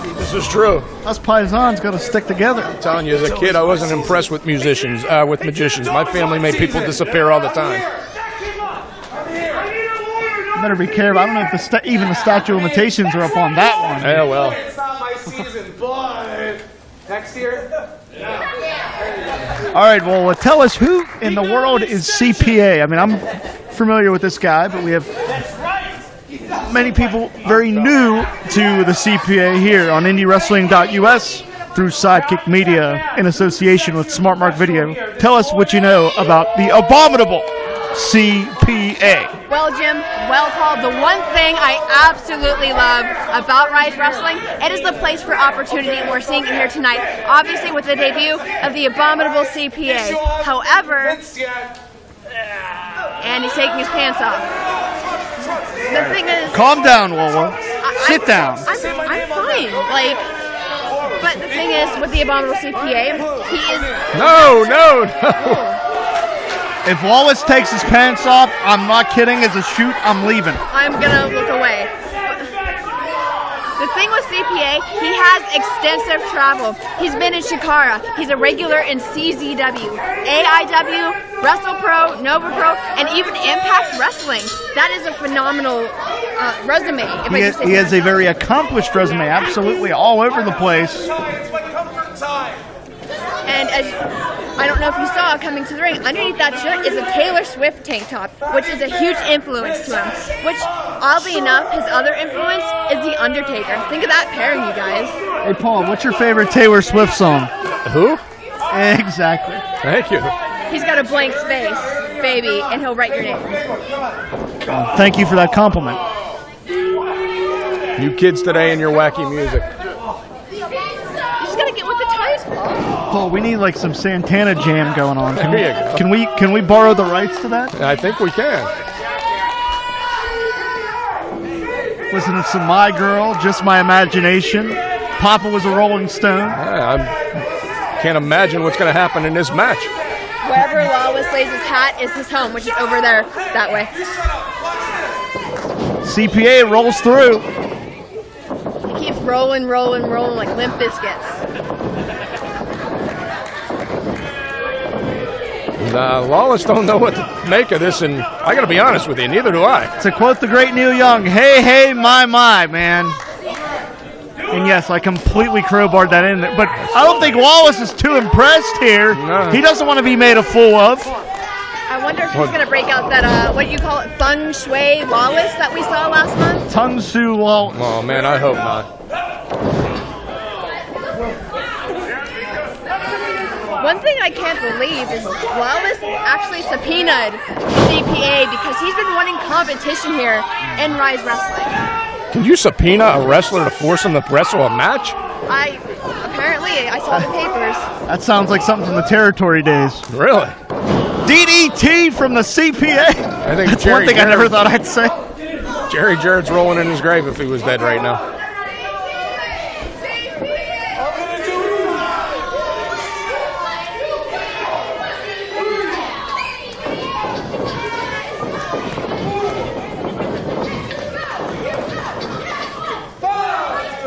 The most dangerous move in that ring right now.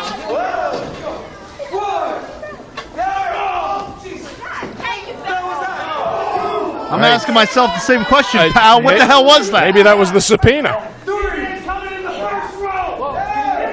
One thing All this talk about the gavel subpoena is making me nervous.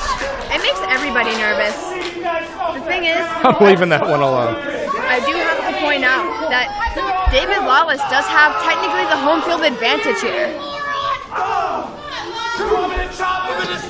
I mean, he did threaten to show us his little gavel earlier. Is that what they're calling it now? I think Lawless has a condition called micro gavel, but I'm not. Those are just rumors. It's just cold in here. Just speculation. Yes, face punch him in the face. Look out! Oh man, gavel dropped CPA, spine first on the apron, edge of the ring. And that's Nasty just a solid impact. steel frame on that edge there. I do have to ask you guys a question. I want your honest opinion. What do you think fuels the abominable CPA the most here?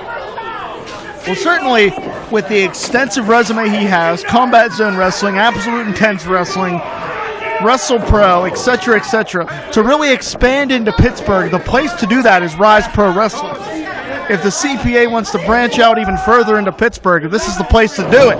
But right now, we got planted to the canvas by the gavel.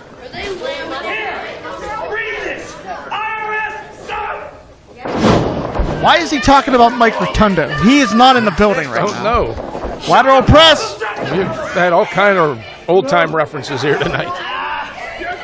And to add on, Ryse Wrestling is the Ryse Wrestling is the place to branch out. But CPA did tell me before the match that he is fueled by tax codes and ICO Pro. There we go with those old-time references. Vince is rolling in his grave now. And he's not even dead, Paul. I think the gavel may need a W-2. Yeah, he's about to be audited, it looks like. And I'm out of tax references, so be smart and come up with something here, Lola. I was trying to study tax codes to brush up before this match, and I could not understand a single bit of it. But one thing I do understand... That Hurricane Rana that Wallace just pulled off. That was pretty understandable. Not exactly a aerial artist, but he can pull out those maneuvers. And he takes the time to show us the fluff. He's stalling too much. I wonder if CPA is classified as an independent contractor. Aren't we all? 5 minutes gone by, 5 minutes. Backstage before this match, CPA was warming up, but you know what he was warming up with? I'll bite. Puns. He is absolutely fueled by puns. And not to mention, he's here to show Lawless the fundamentals and hold him accountable. So the guy has a speech impediment? Oh, look out here. I got nothing. CPA and Wallace are up top. Paul, we got a taxman and a lawyer fighting it out. Who you pulling for? Well, as long as neither one's messing with me, I don't care. Too high. This is good though. CPA doesn't want to take a high risk. We'll go for a medium risk, and he may pay for it. Like Taylor Swift said, boys only want love if it's torture, but in this case, it's wrestling. I'm going to take your word for that.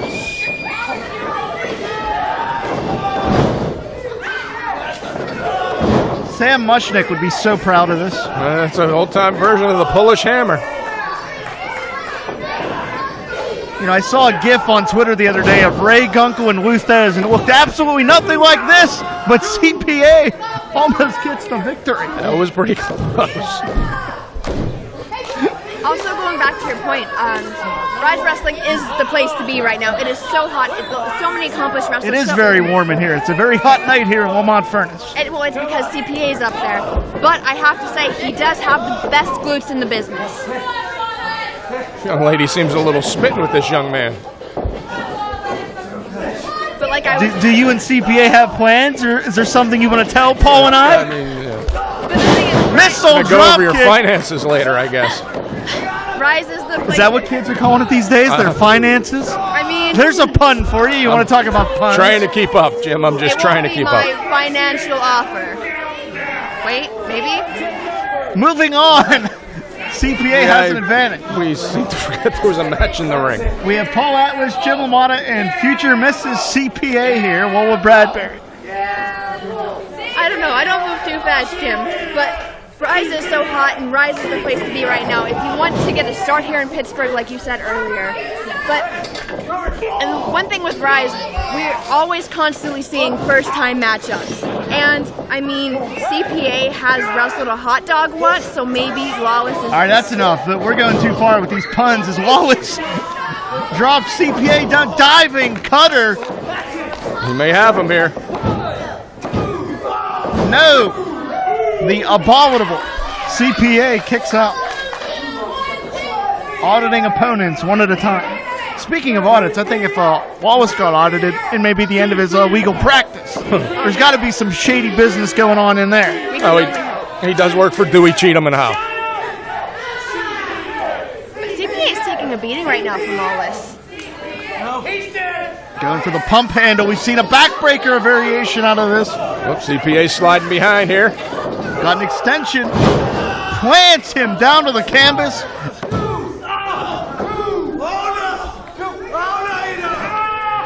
And this is the April 15th stretch. Yeah, version of the Crippler crossface.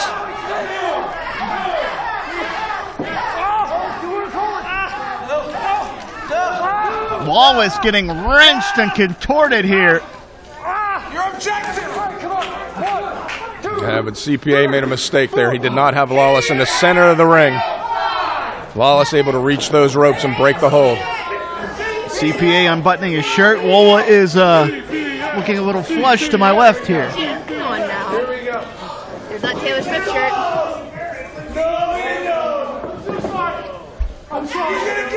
He has his little gavel. Oh, man. I feel like there's puns to be made here.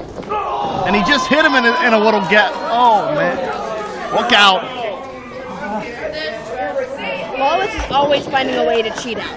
Backbreaker. Wow. Innovative move by David Lawless there. And that'll do it.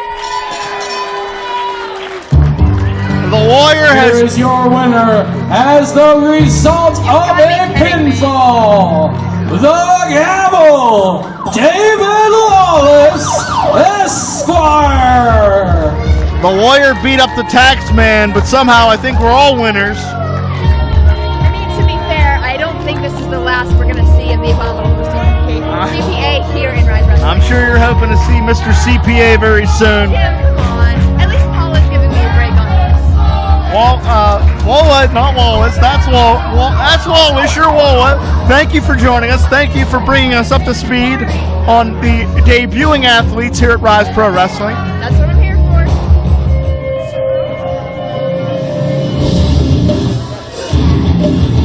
First to the ring, from Salem, Massachusetts, standing at 5 feet tall, the Black Rose, Megan Meyers.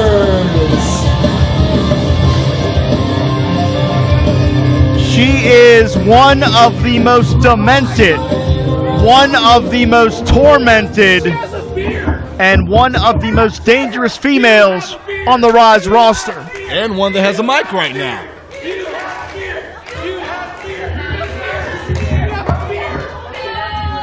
Shut up! She is a walking mental case. Badger, you and Keith have been a nuisance. You suck.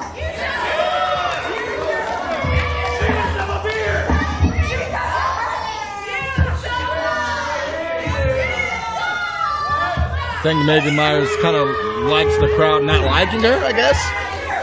She's getting some pleasure from this, which scares the hell out of me. Let's face it, the woman's a complete witch.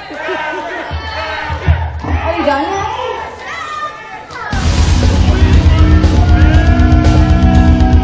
Well, the Badger's not waiting. The Badger's done waiting, and the Badger's heading to the ring.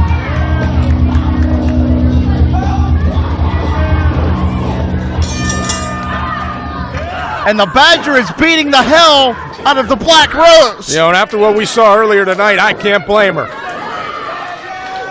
Megan Meyers wisely covering up. But in this war of Ryse and the Grindhouse, Badger has wanted to get her hands on Megan Meyers for the past several months, and the Black Rose may be ripped right out of the macabre garden of the Grindhouse.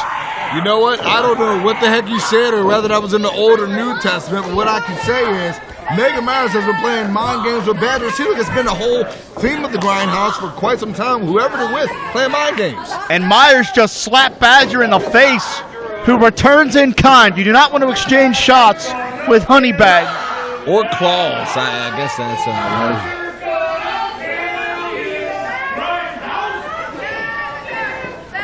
Look out. Counter by Meyers.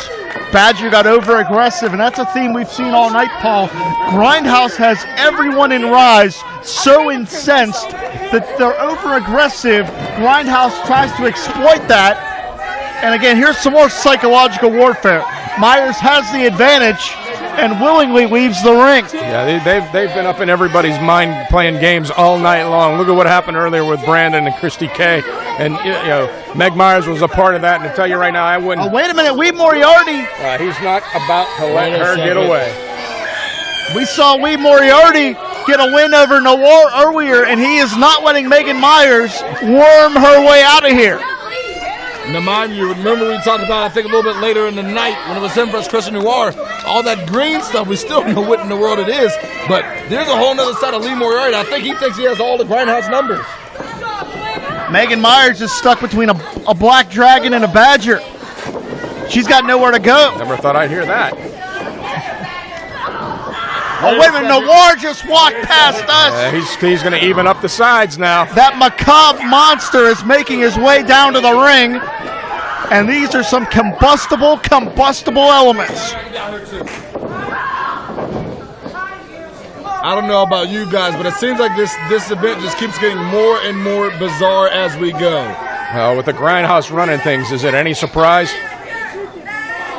Wait, did Christian Noir just hand her? Wait a minute, what does Megan Meyers have in her hand? I can't tell what that is. Some kind of block of wood or a pizza box? I mean, I don't know what the hell she's got. Well, Paul, it sure as hell ain't a pizza box. That's wood. She just broke a board over Badger's back. And you heard it quake against the concrete. That was a wooden board that Meyers just broke across the spine of the Honey Badger. And I don't know if our cameras were able to catch that, but I think I just saw Christian Noir slither his way underneath the ring right now. Lee Moriarty still in the corner of Honey Badger, but Christian Noir is gone right now.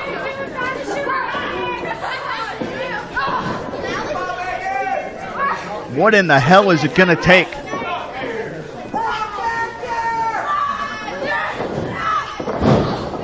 Beautiful bridge by the Badger!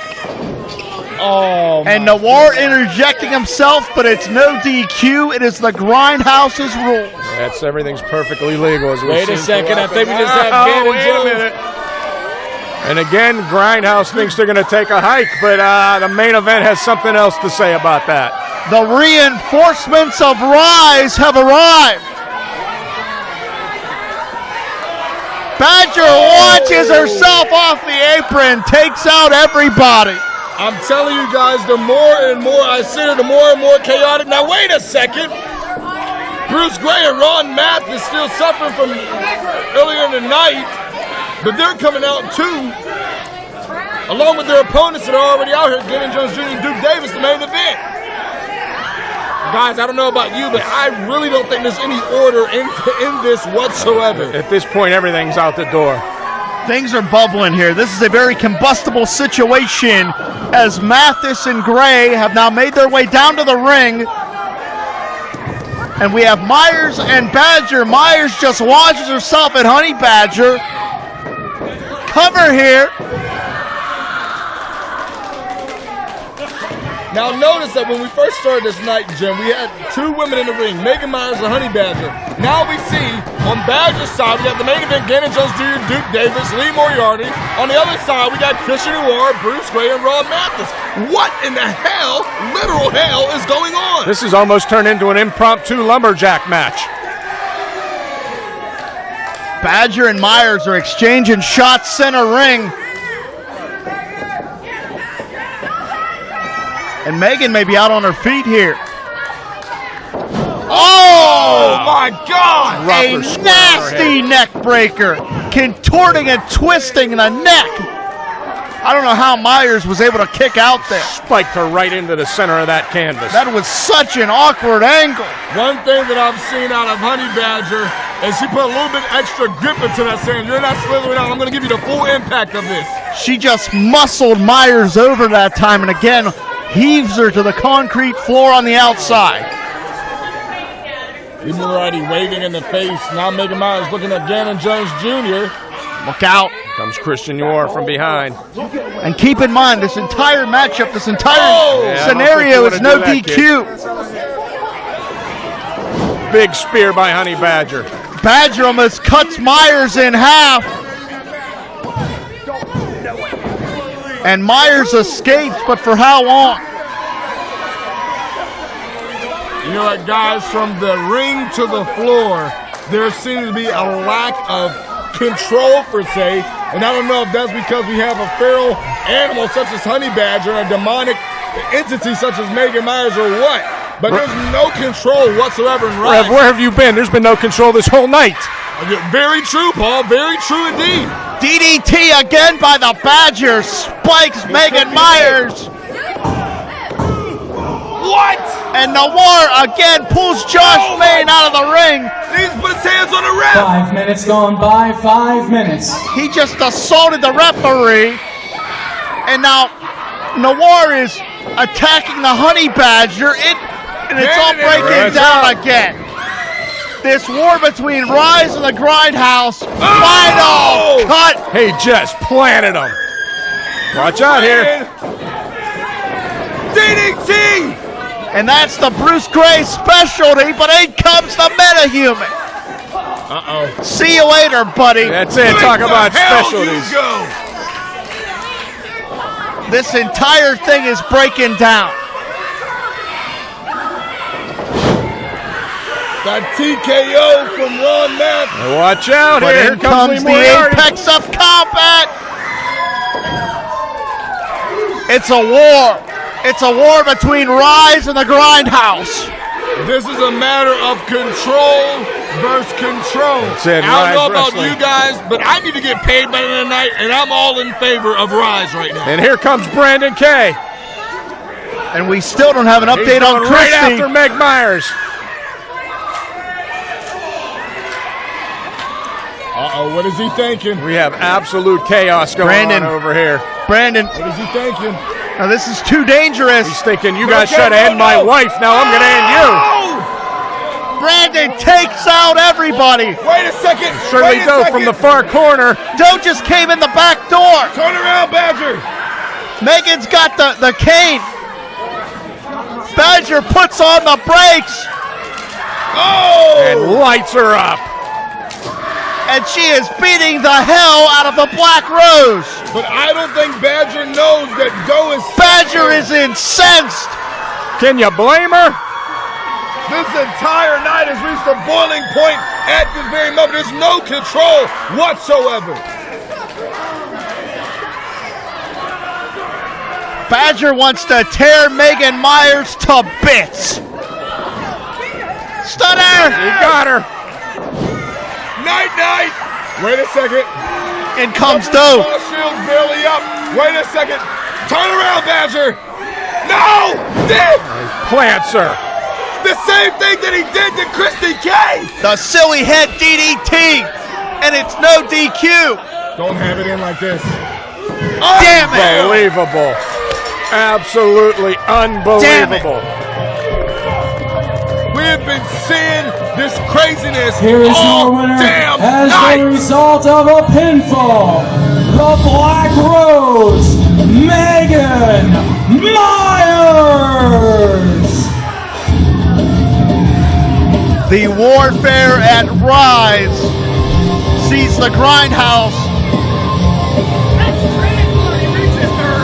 victorious.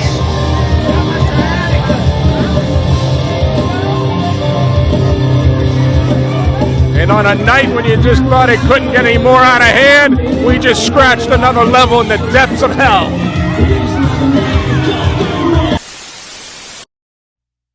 You think you embody fear. I don't feel fear anymore. I'm more human than human. I am the alpha breed. I know fear.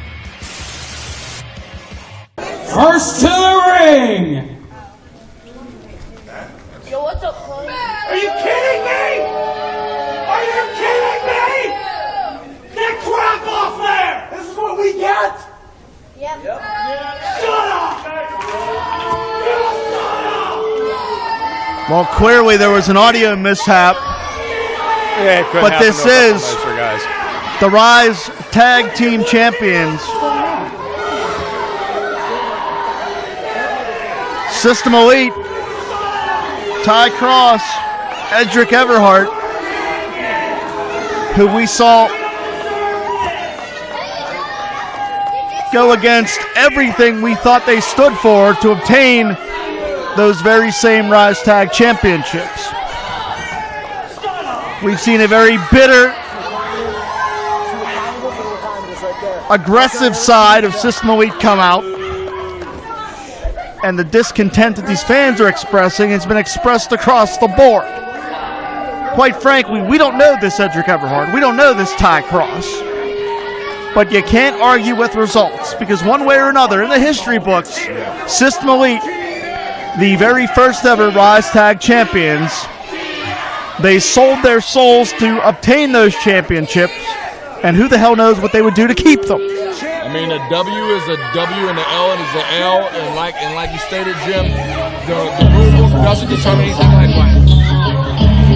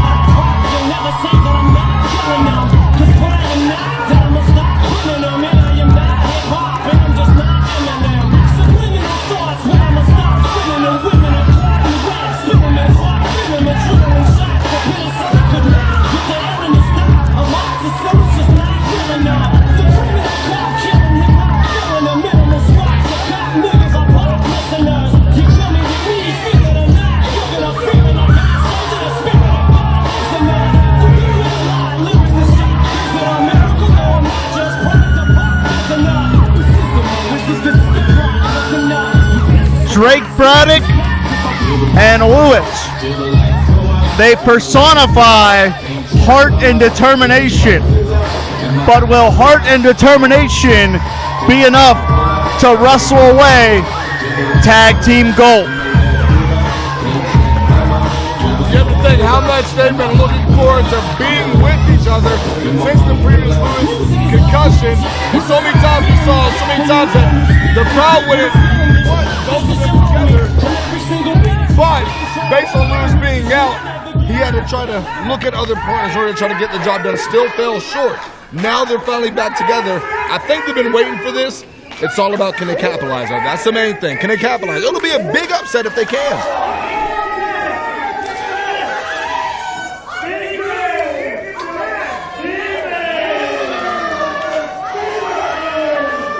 Introducing first the challengers at a combined weight of 321 pounds. The Keystone Soldier, Drake Braddock.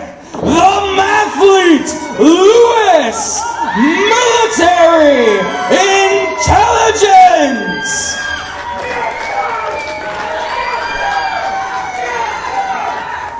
And their opponents at a combined weight of 446 pounds. They are the first ever Ryse Tag Team Champions. Big Bad Ty Cross and the new ugly Edric Everhart System Elite. And this is not the type of reception we would have seen for System Elite just a few months ago. Well, I think it all happens, everyone can love you, but when you make a decision that people don't agree with, all of a sudden they boo you. We got a very two-faced crowd. That's all of pro wrestling. Each and every one of these heathens are two-faced. I don't trust none of them.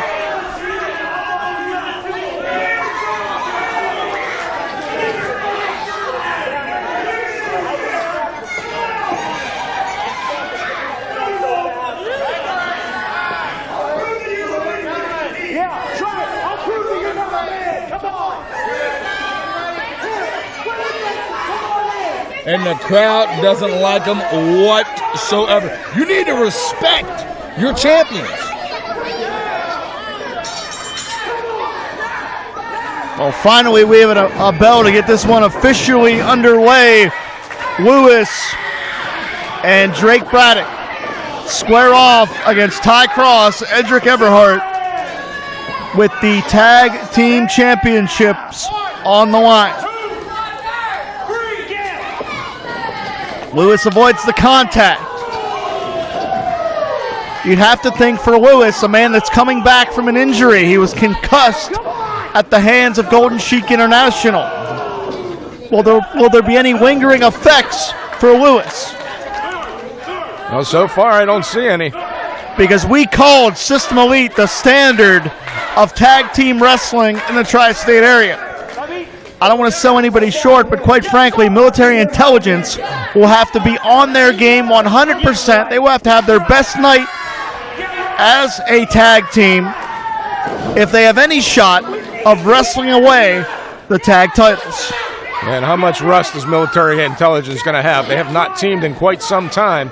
Meanwhile, Edric Everhart and Ty Cross, System Elite, have been putting down challenger after challenger, night after night.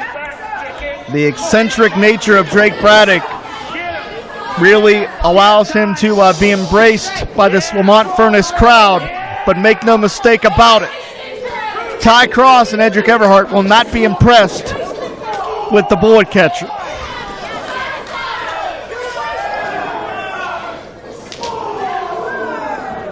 And this may be the strategy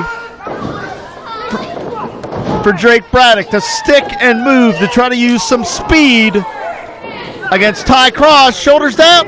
Drake Braddock is very, very well versed in hand-to-hand combat from his military days. There's no two ways about that. And notice how Drake Braddock, maintaining wrist control, dictating the posture and the pace of Ty Cross. Has the arm trapped in a very unique maneuver here. Look at that. I don't think I've ever seen something like this. Doing a little bit of PT action while working the arm. Drake Braddock tagging Lewis. And right now, the challengers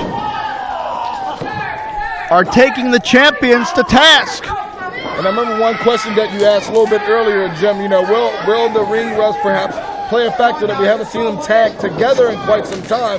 I'm assuming, I would like to assume, that we go with that double hip toss, that with Lewis's concussion, I mean, this is a guy that knows his math, knows his calculations. I guarantee Lewis has went to the best doctors out there. Yeah, but there's nothing like being inside the ring ropes, Rev. Oh, very true. Edric up and over. Leapfrog from Braddock. And that is the vicious side that we've seen emerge from System Elite as Everhart sent Drake Braddock throat first into that top ring rope. And Paul, you can speak to it. Those ring ropes have no give. Well, without a doubt, they do not. That is solid steel cable inside a hard rubber casing. And I think because we've seen the ropes implemented so often in offense in more modern wrestling, I don't think people realize that ring ropes are designed to keep competitors in the ring.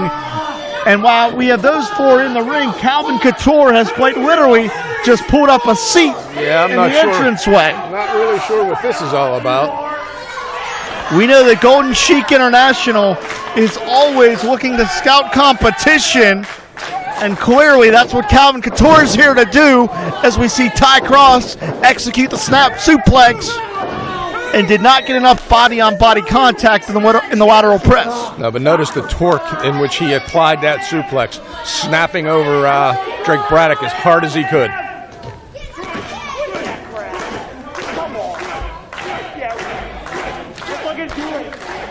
Drake Braddock fighting up a little bit. Yeah, works his way back up to a vertical base. Trying to gain some momentum. That power. But Cross cuts him off perfectly with a picture-perfect spine buster. Compliment, I thank you. Yeah, shut up, Dr. Loser. And a sign of a true veteran there. Ty Cross maintained wrist control until he made the tag that isolates Drake Braddock in the System Elite corner. You can clearly tell the System Elite are frustrated by even just some of the antics that they're hearing from the crowd. But as champions, they would not get this far if they were not focused since day one. And I feel like that's what has been done. Paul, I have to ask you. You made the majority of your 25 years in the ring as a tag team specialist. What do you think the key is for System Elite to hang on to those championships? Because they've certainly sacrificed a lot of their personal standards to win those belts. Well, and what we're seeing here is classic Tag Team 101. Draw a line diagonally across that ring, keep your opponent in your half, wear down one man, move on to the victory. And yeah, they sold their soul for rock and roll, if you want to say, to get those championships. They got to be willing now to continue to do that, do whatever it takes to keep those championships. You guys say sell your soul. I say it's one of the things we even use in the media business. It's not always about who you can say you know, it's about who you can say knows you. And they're in good hands with a lot of people that are proud to say that they know System Elite. I'm not sure what company you're keeping. Oh. Not going to say the Illuminati, but you never know. And here, Edric trying to asphyxiate by 5 minutes. Drake Braddock. Quite frankly, this new version of System Elite, so to speak, this new version of Edric Everhart and Ty Cross, quite frankly, there's no advantage that they won't exploit. There's no woe they won't sink to. Which is why when you're in there, it's so damn unpredictable if you're trying to challenge for the Ryse tag titles.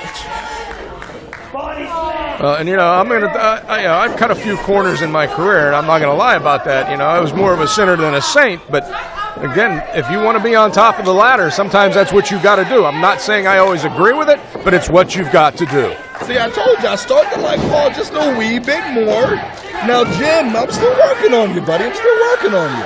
Yeah, well, I'm still not coming to your church. There'll be a lightning strike if I walk in. Rev, I couldn't warm up to you if we were cremated together. Don't kid yourself.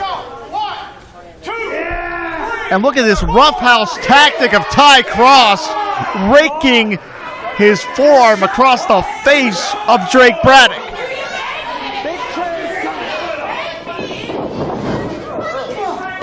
Drake Braddock puts on the brakes. Diving out of the corner. And I think this is one thing, even into the military, we would say that Drake shot out like a cannon, but it's a simple thing. Drake knows how to survive. Look at that insecurity right there. Drake knows how to survive. I mean, that's what He's got the tag to Lewis. Look out here. And Lewis, a house of fire here. Paul, you've called him the Ricky Morton of Ryse, and he's living up to that right here. Launches himself off the turnbuckles. When Lewis gets rolling with that momentum, there are very few that can match him.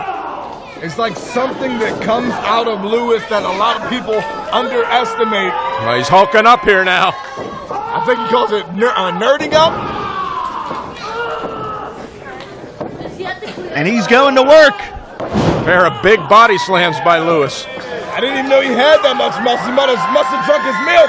Lewis is nerding up.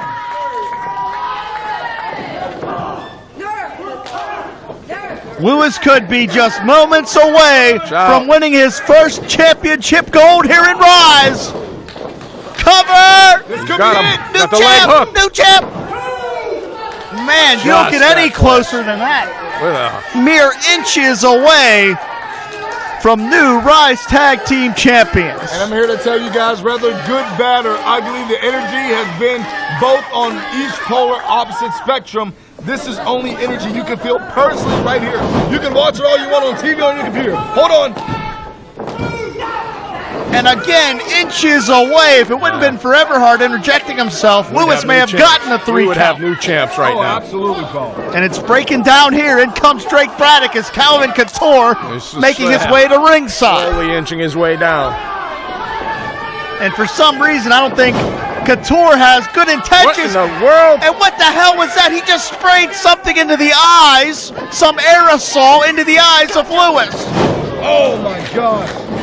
Edric caught him. And the Ace Crusher off the ropes, but Lewis was totally blinded. Here are your winners as the result of a pinfall. Big Bad Ty Cross and the new ugly Edric Everhart. System Elite. Well, Lewis is blinded right now. He What's can't see Couture's anything. problem with Lewis? Couture blinding Lewis. Couture just cost Lewis and Drake Braddock the tag championships. And Couture is reveling in this. What the hell was the meaning of this? I think that's a question that we all have. And what's your problem, Couture? You want to explain yourself? Well, Jim, You're a first-class guy, let me tell you. I couldn't have said it better. I think he just told you to shut up. Guess that's his explanation. Well, one way or another, by hook or by crook, System Elite still Ryse Tag Team Champions.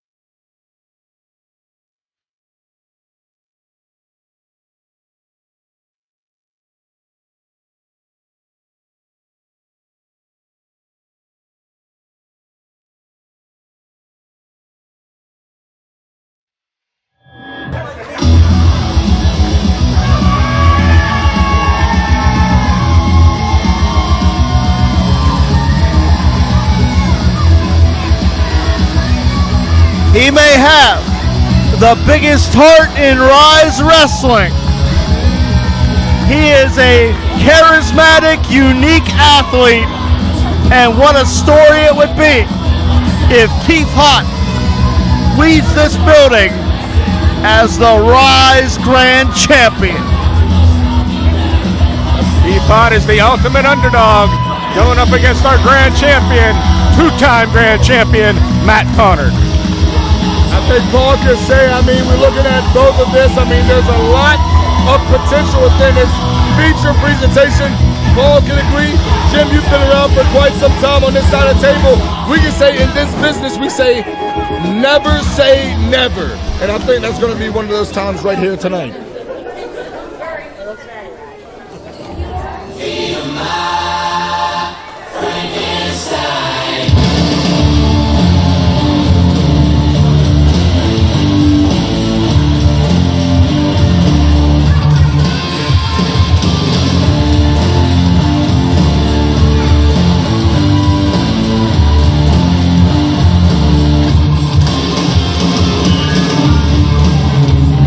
A man that signified the work ethic of Ryse turned his back on each and every one of us. Matt Conard's greed drove him to sacrifice everything that he previously stood for. And what we didn't know is that while Conard charaded himself around as the workhorse of Ryse, his plan with System Elite was months and months in the making. Matt Conard knew exactly what to do for months and months. He was the third man. He drove the car that got System Elite out of Dodge after they stole the Ryse Tag Team Championships. And System Elite returned in kind when they made sure that Conard retained that very Ryse Grand Championship. And let's face Introducing first the challenger, hailing from where the wild things are. He is the Bearcat, Keith Haught.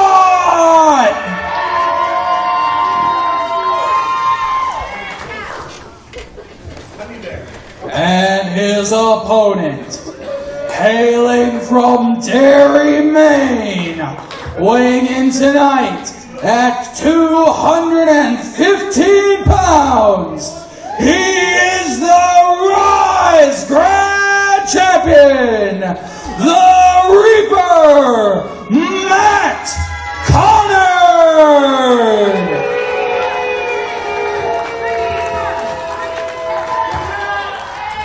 I said it once, I'll say it again. Respect your champions. Ryse Pro Wrestling, June 1st of 2019. My name's Jim LaMotta, being joined by Pittsburgh legend Paul Atlas and the Rev Ron Hunt. This feature presentation brought to you by IndyWrestling.us, the Indie Wrestling Network, in association with Sidekick Media and Smart Mark Video. It is the champion, the Reaper, Matt Conard, the two-time Ryse Grand Championship, putting it on the line against the Bearcat, Keith Haught. And Rev and Paul, I'm going to ask you each respectively here, what would the strategy be for the challenger in this high-stakes matchup? Well, I'll tell you what, Keith Haught has got to strike hard and strike fast against Matt Conard. And I think the thing that disturbs me more than anything in this is your champions are supposed to be your standard bearers, your flag bearers. And right now, Matt Conard and System Elite, for that matter, don't seem to care about the fact that Grindhouse is trying to burn Ryse to the ground. All they care about is their titles. So that's going to make this an even bigger challenge for Keith Haught tonight. Let's make no mistake about it. Conard and System Elite are self-serving and in every situation. As disappointing as that is, Matt Conard does not represent Ryse Pro Wrestling. Matt Conard represents Matt Conard. Okay, now my thing is with this, and I understand what you're saying, but when you're a champ, You're not supposed to be a follower. You said he's not representing Ryse, he's representing Matt Conard. If he's representing himself, then he's always going to be a leader, not a follower. Isn't that not what you want in a champion? Rev, the point is, the Grindhouse has been running roughshod over this promotion all night. And where the hell was Matt Conard? Nowhere out here, I'll tell you that. He's back there in his personal locker room, refusing to talk to anyone except for System Elite. Quite frankly, Matt Conard has revealed himself to be an egomaniac. But he is a hell of a talented pro wrestler, I can tell you that. You can't take that away from him. And there you're seeing some defensive wrestling from the champion. Saw it coming, avoided the contact, and heads to the outside to force a timeout here to grind the momentum of Keith Haught to a halt.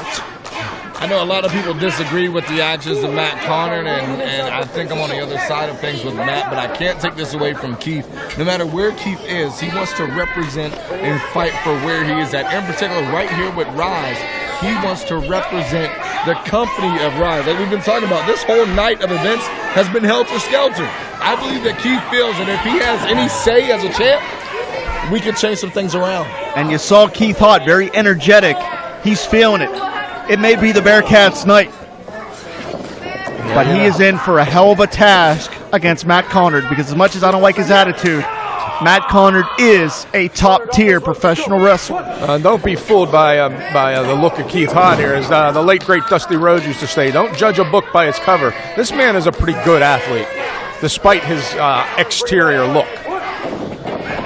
And I believe that's why this crowd has really identified with Keith Haught. He has such a charismatic magnetism about him. You can see the heart and determination he brings, and a beautiful back suplex plants the champion right on the back of his neck. A rare time where someone out-techniques Matt Conard. And some trademark offense from the Bearcat, diving clothesline. But just the one count. That goes to the pedigree of the champion. He got his shoulders off the canvas immediately. Yeah, it's going to take a lot more than a couple moves like that to hold Matt Conard down to the mat. Conard hits the buckle. Bearcat charges, launching himself with a dropkick. And to your point, Paul, looks can be deceiving because Keith Haught is exceptionally agile. Well, it looks like he's trying to go to the top. He might fly a little bit. He's perched up top here. Oh! And again, taking the champion down to the canvas. Conard's reeling here. Look out. Matt Conard's still kicking out with power. Hey, make no mistake about it. There's a reason Matt Conard is a two-time grand champion. This man is the top athlete in Ryse Wrestling today. He is the top athlete anywhere he has competed. He took him a long time to get to the top, and he felt he was undersold a lot in getting there. That could have a lot to do with his change of attitude. Maybe that's the bitter side of Conard. Let's be honest. Well, I think it's just one thing. I mean, when you have any title... Oh, look out. Wait a minute. Oh, man. Conard racking the leg across the post. And the complexion of this matchup may change very quickly. That ring post is solid steel. It's not going to forgive. It's going to injure you badly. If Keith Haught cannot stand, he cannot fight, and that will put him on very borrowed time. Oh! Around the apron of the ring. And again, that solid steel apron. There's not a lot of padding out there. That's a solid steel frame. And as we saw with the plan that unfolded months in the making for Conard to obtain that championship again, you know that he is always calculating his next move. You can expect his offense to center around that leg and knee. 5 minutes gone by, 5 minutes. And right there, right back to it. And Jim, you talked about the attitude of Matt Conard changing, and we talked about this, Matt Conard being a two-time Ryse Grand champ. When we look at this, the reason how he gets to a two-time is because there had to be a loss somewhere between where he lost it the first time. When you lose a title, listen, a lot of things go through your head. You wonder, do you still have it? How can you get back there? And that may be what drove Matt Conard to these lengths. Sometimes desperate times calls for desperate measures. Yeah, we need to go back to the fact that in that match where Conard lost the title, he was actually not defeated in that match. It was a triple threat match. It was a triple threat match. That's correct. Conard's shoulders were never pinned to the mat, and I think that's where a lot of this bitterness is coming from, that he actually lost the championship without having his shoulders pinned to the match, and I think he holds Ryse Wrestling Management responsible I think for that. that's worse than a traditional loss, to be honest.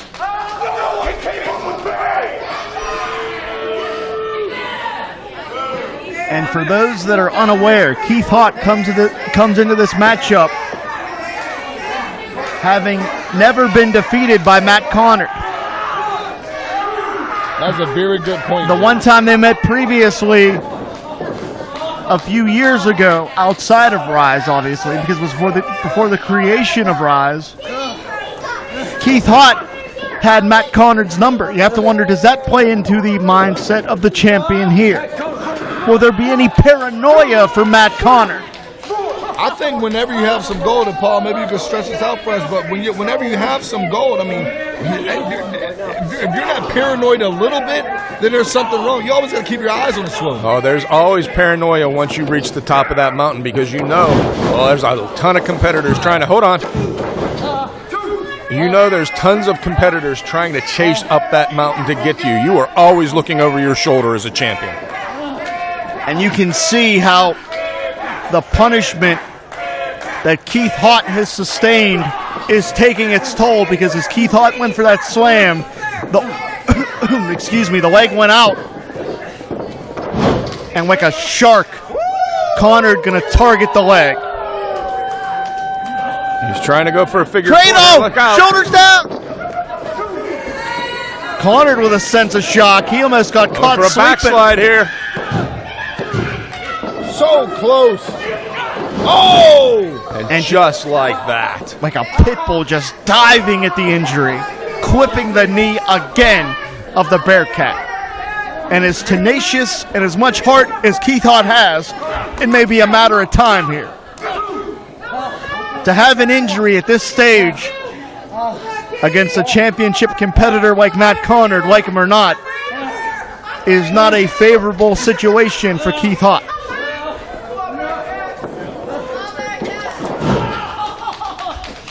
And this is exactly what Conard wants to do, to meticulously and methodically pick apart the challenger. You can hear Keith Haught screaming out in pain now. There's a lot of damage being done to that leg and that knee area.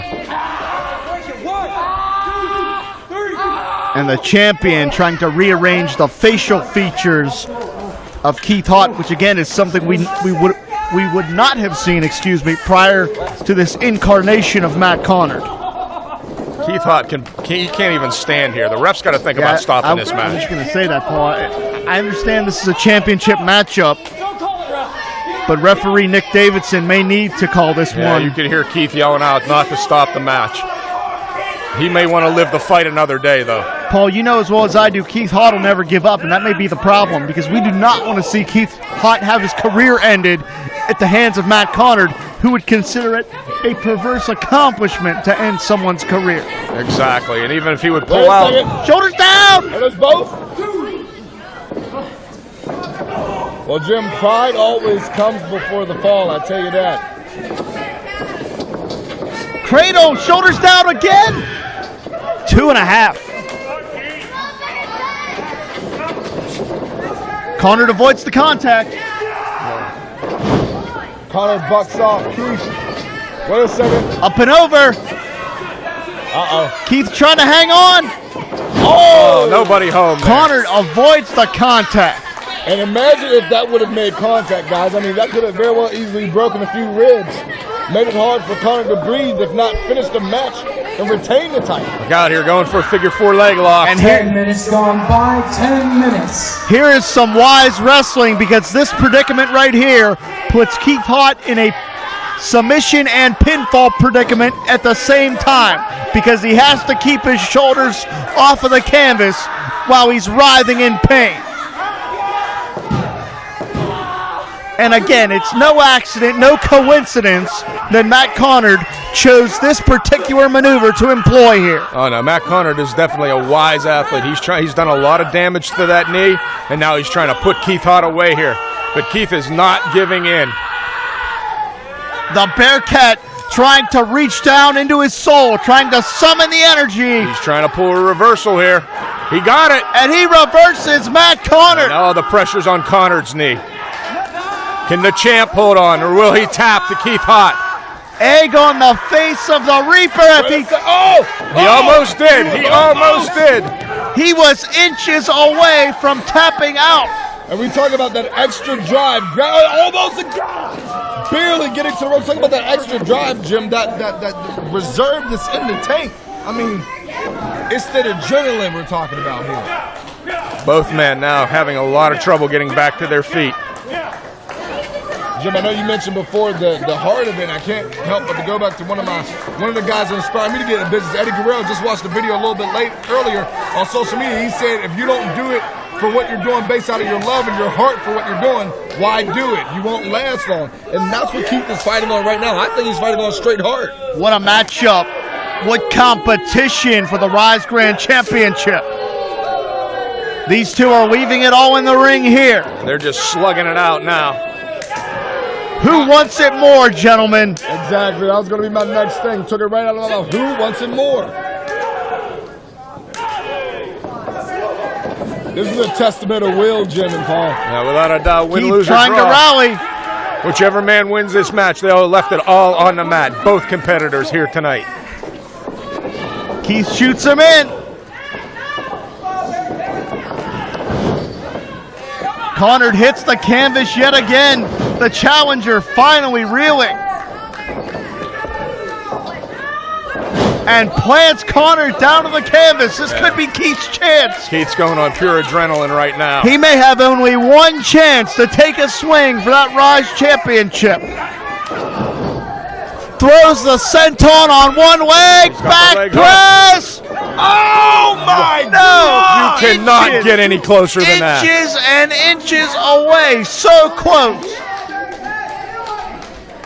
And guys, if you notice, at the beginning of it, Conard was barely kicking out at 1, then a little bit longer on a 2 count, and that was as close to 3 as you can get. You guys just slowly see this energy zapping out of Conard? I'm telling you right now, even if Conard pulls out the win here, he will definitely know he was in a hell of a fight tonight with Keith Haught. Conard latching onto the ankle. Keith Haught fights his way free. Haught elevates Conard. Conard out the back door. Giants ankle pick. That leg. Ankle pick. And Keith just squashed a champion cover. No. You don't get any closer than that. Once again, barely inches. This may be the night that the Bearcat makes his career. Will this be the night that Keith Haught crowns himself Ryse Grand Champion? Conard is definitely in a bad way right now. We have barely seen the Ryse Grand Champ in this type of condition right now. Oh, bottom drops out. Keith, oh no, Conard. He's got that ankle. He hooked the ankle and Keith Haught has nowhere to go.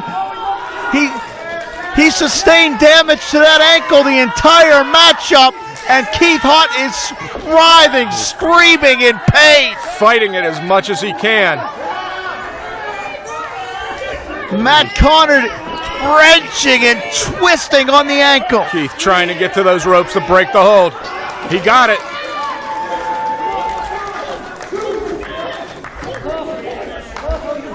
And Matt Conard with a sense of disbelief. Yeah, you can't believe that Keith was able to get to those ropes. He thought he had this matchup won.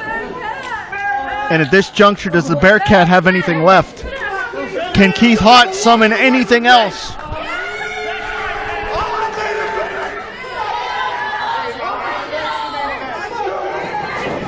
Oh! Conard got overconfident and got kicked right in the temple! New champ! Oh! That was like an eighth of an inch. Unbelievable. Conard got caught jawing with the crowd, took a kick right to the temple. I thought he was out cold. He may have kicked out on instinct alone. Could the Bearcat be closing in on the championship? I just said if I can give one more thing, I need to give it all. Going to the top right here. Yeah, I don't know how smart this is right now at this point of the match. Man, Conard leaping kick. I believe caught Keith Haught right in the crown of the head. What are we going to see right here? And this is high risk, gentlemen. Could be setting him up for a superplex here. This is very, very dangerous. I think this just speaks on how bad each of them want it. I mean, we're talking about the notorious Ryse Grand Championship right here. How bad do you want it? This is what it's coming down to. Keith Haught using his head like a battering ram there. He's going all the way to the top now. Look out. Nobody home. No water in the pool. Keith took a shot and he missed.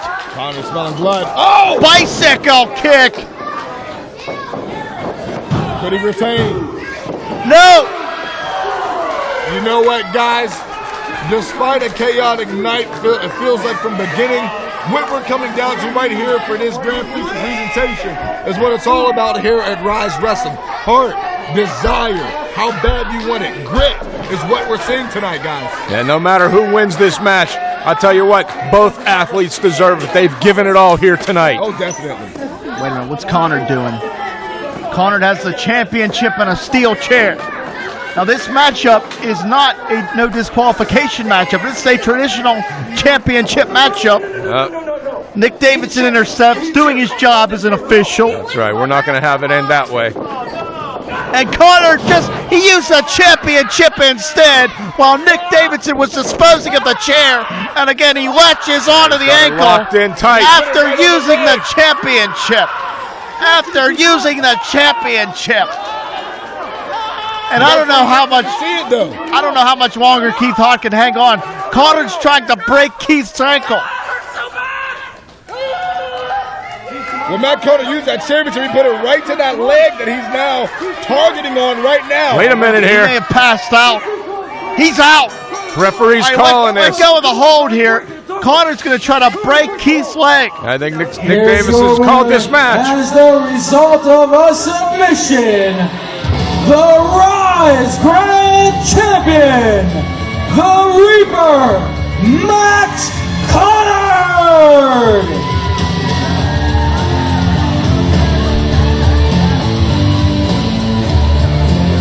Keith Haught took everything that Matt Conard threw at him.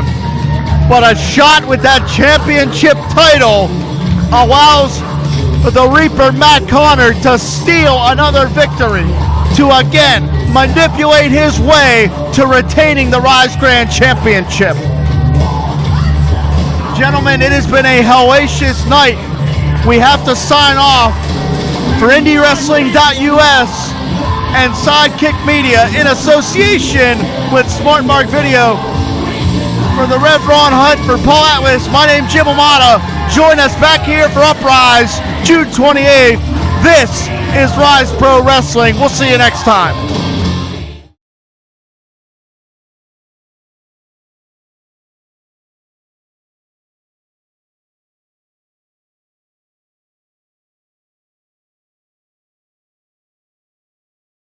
Sidekick Media Services. We are your sidekick in business for social media, video production, and more. Find out more at sidekickmediaservices.com.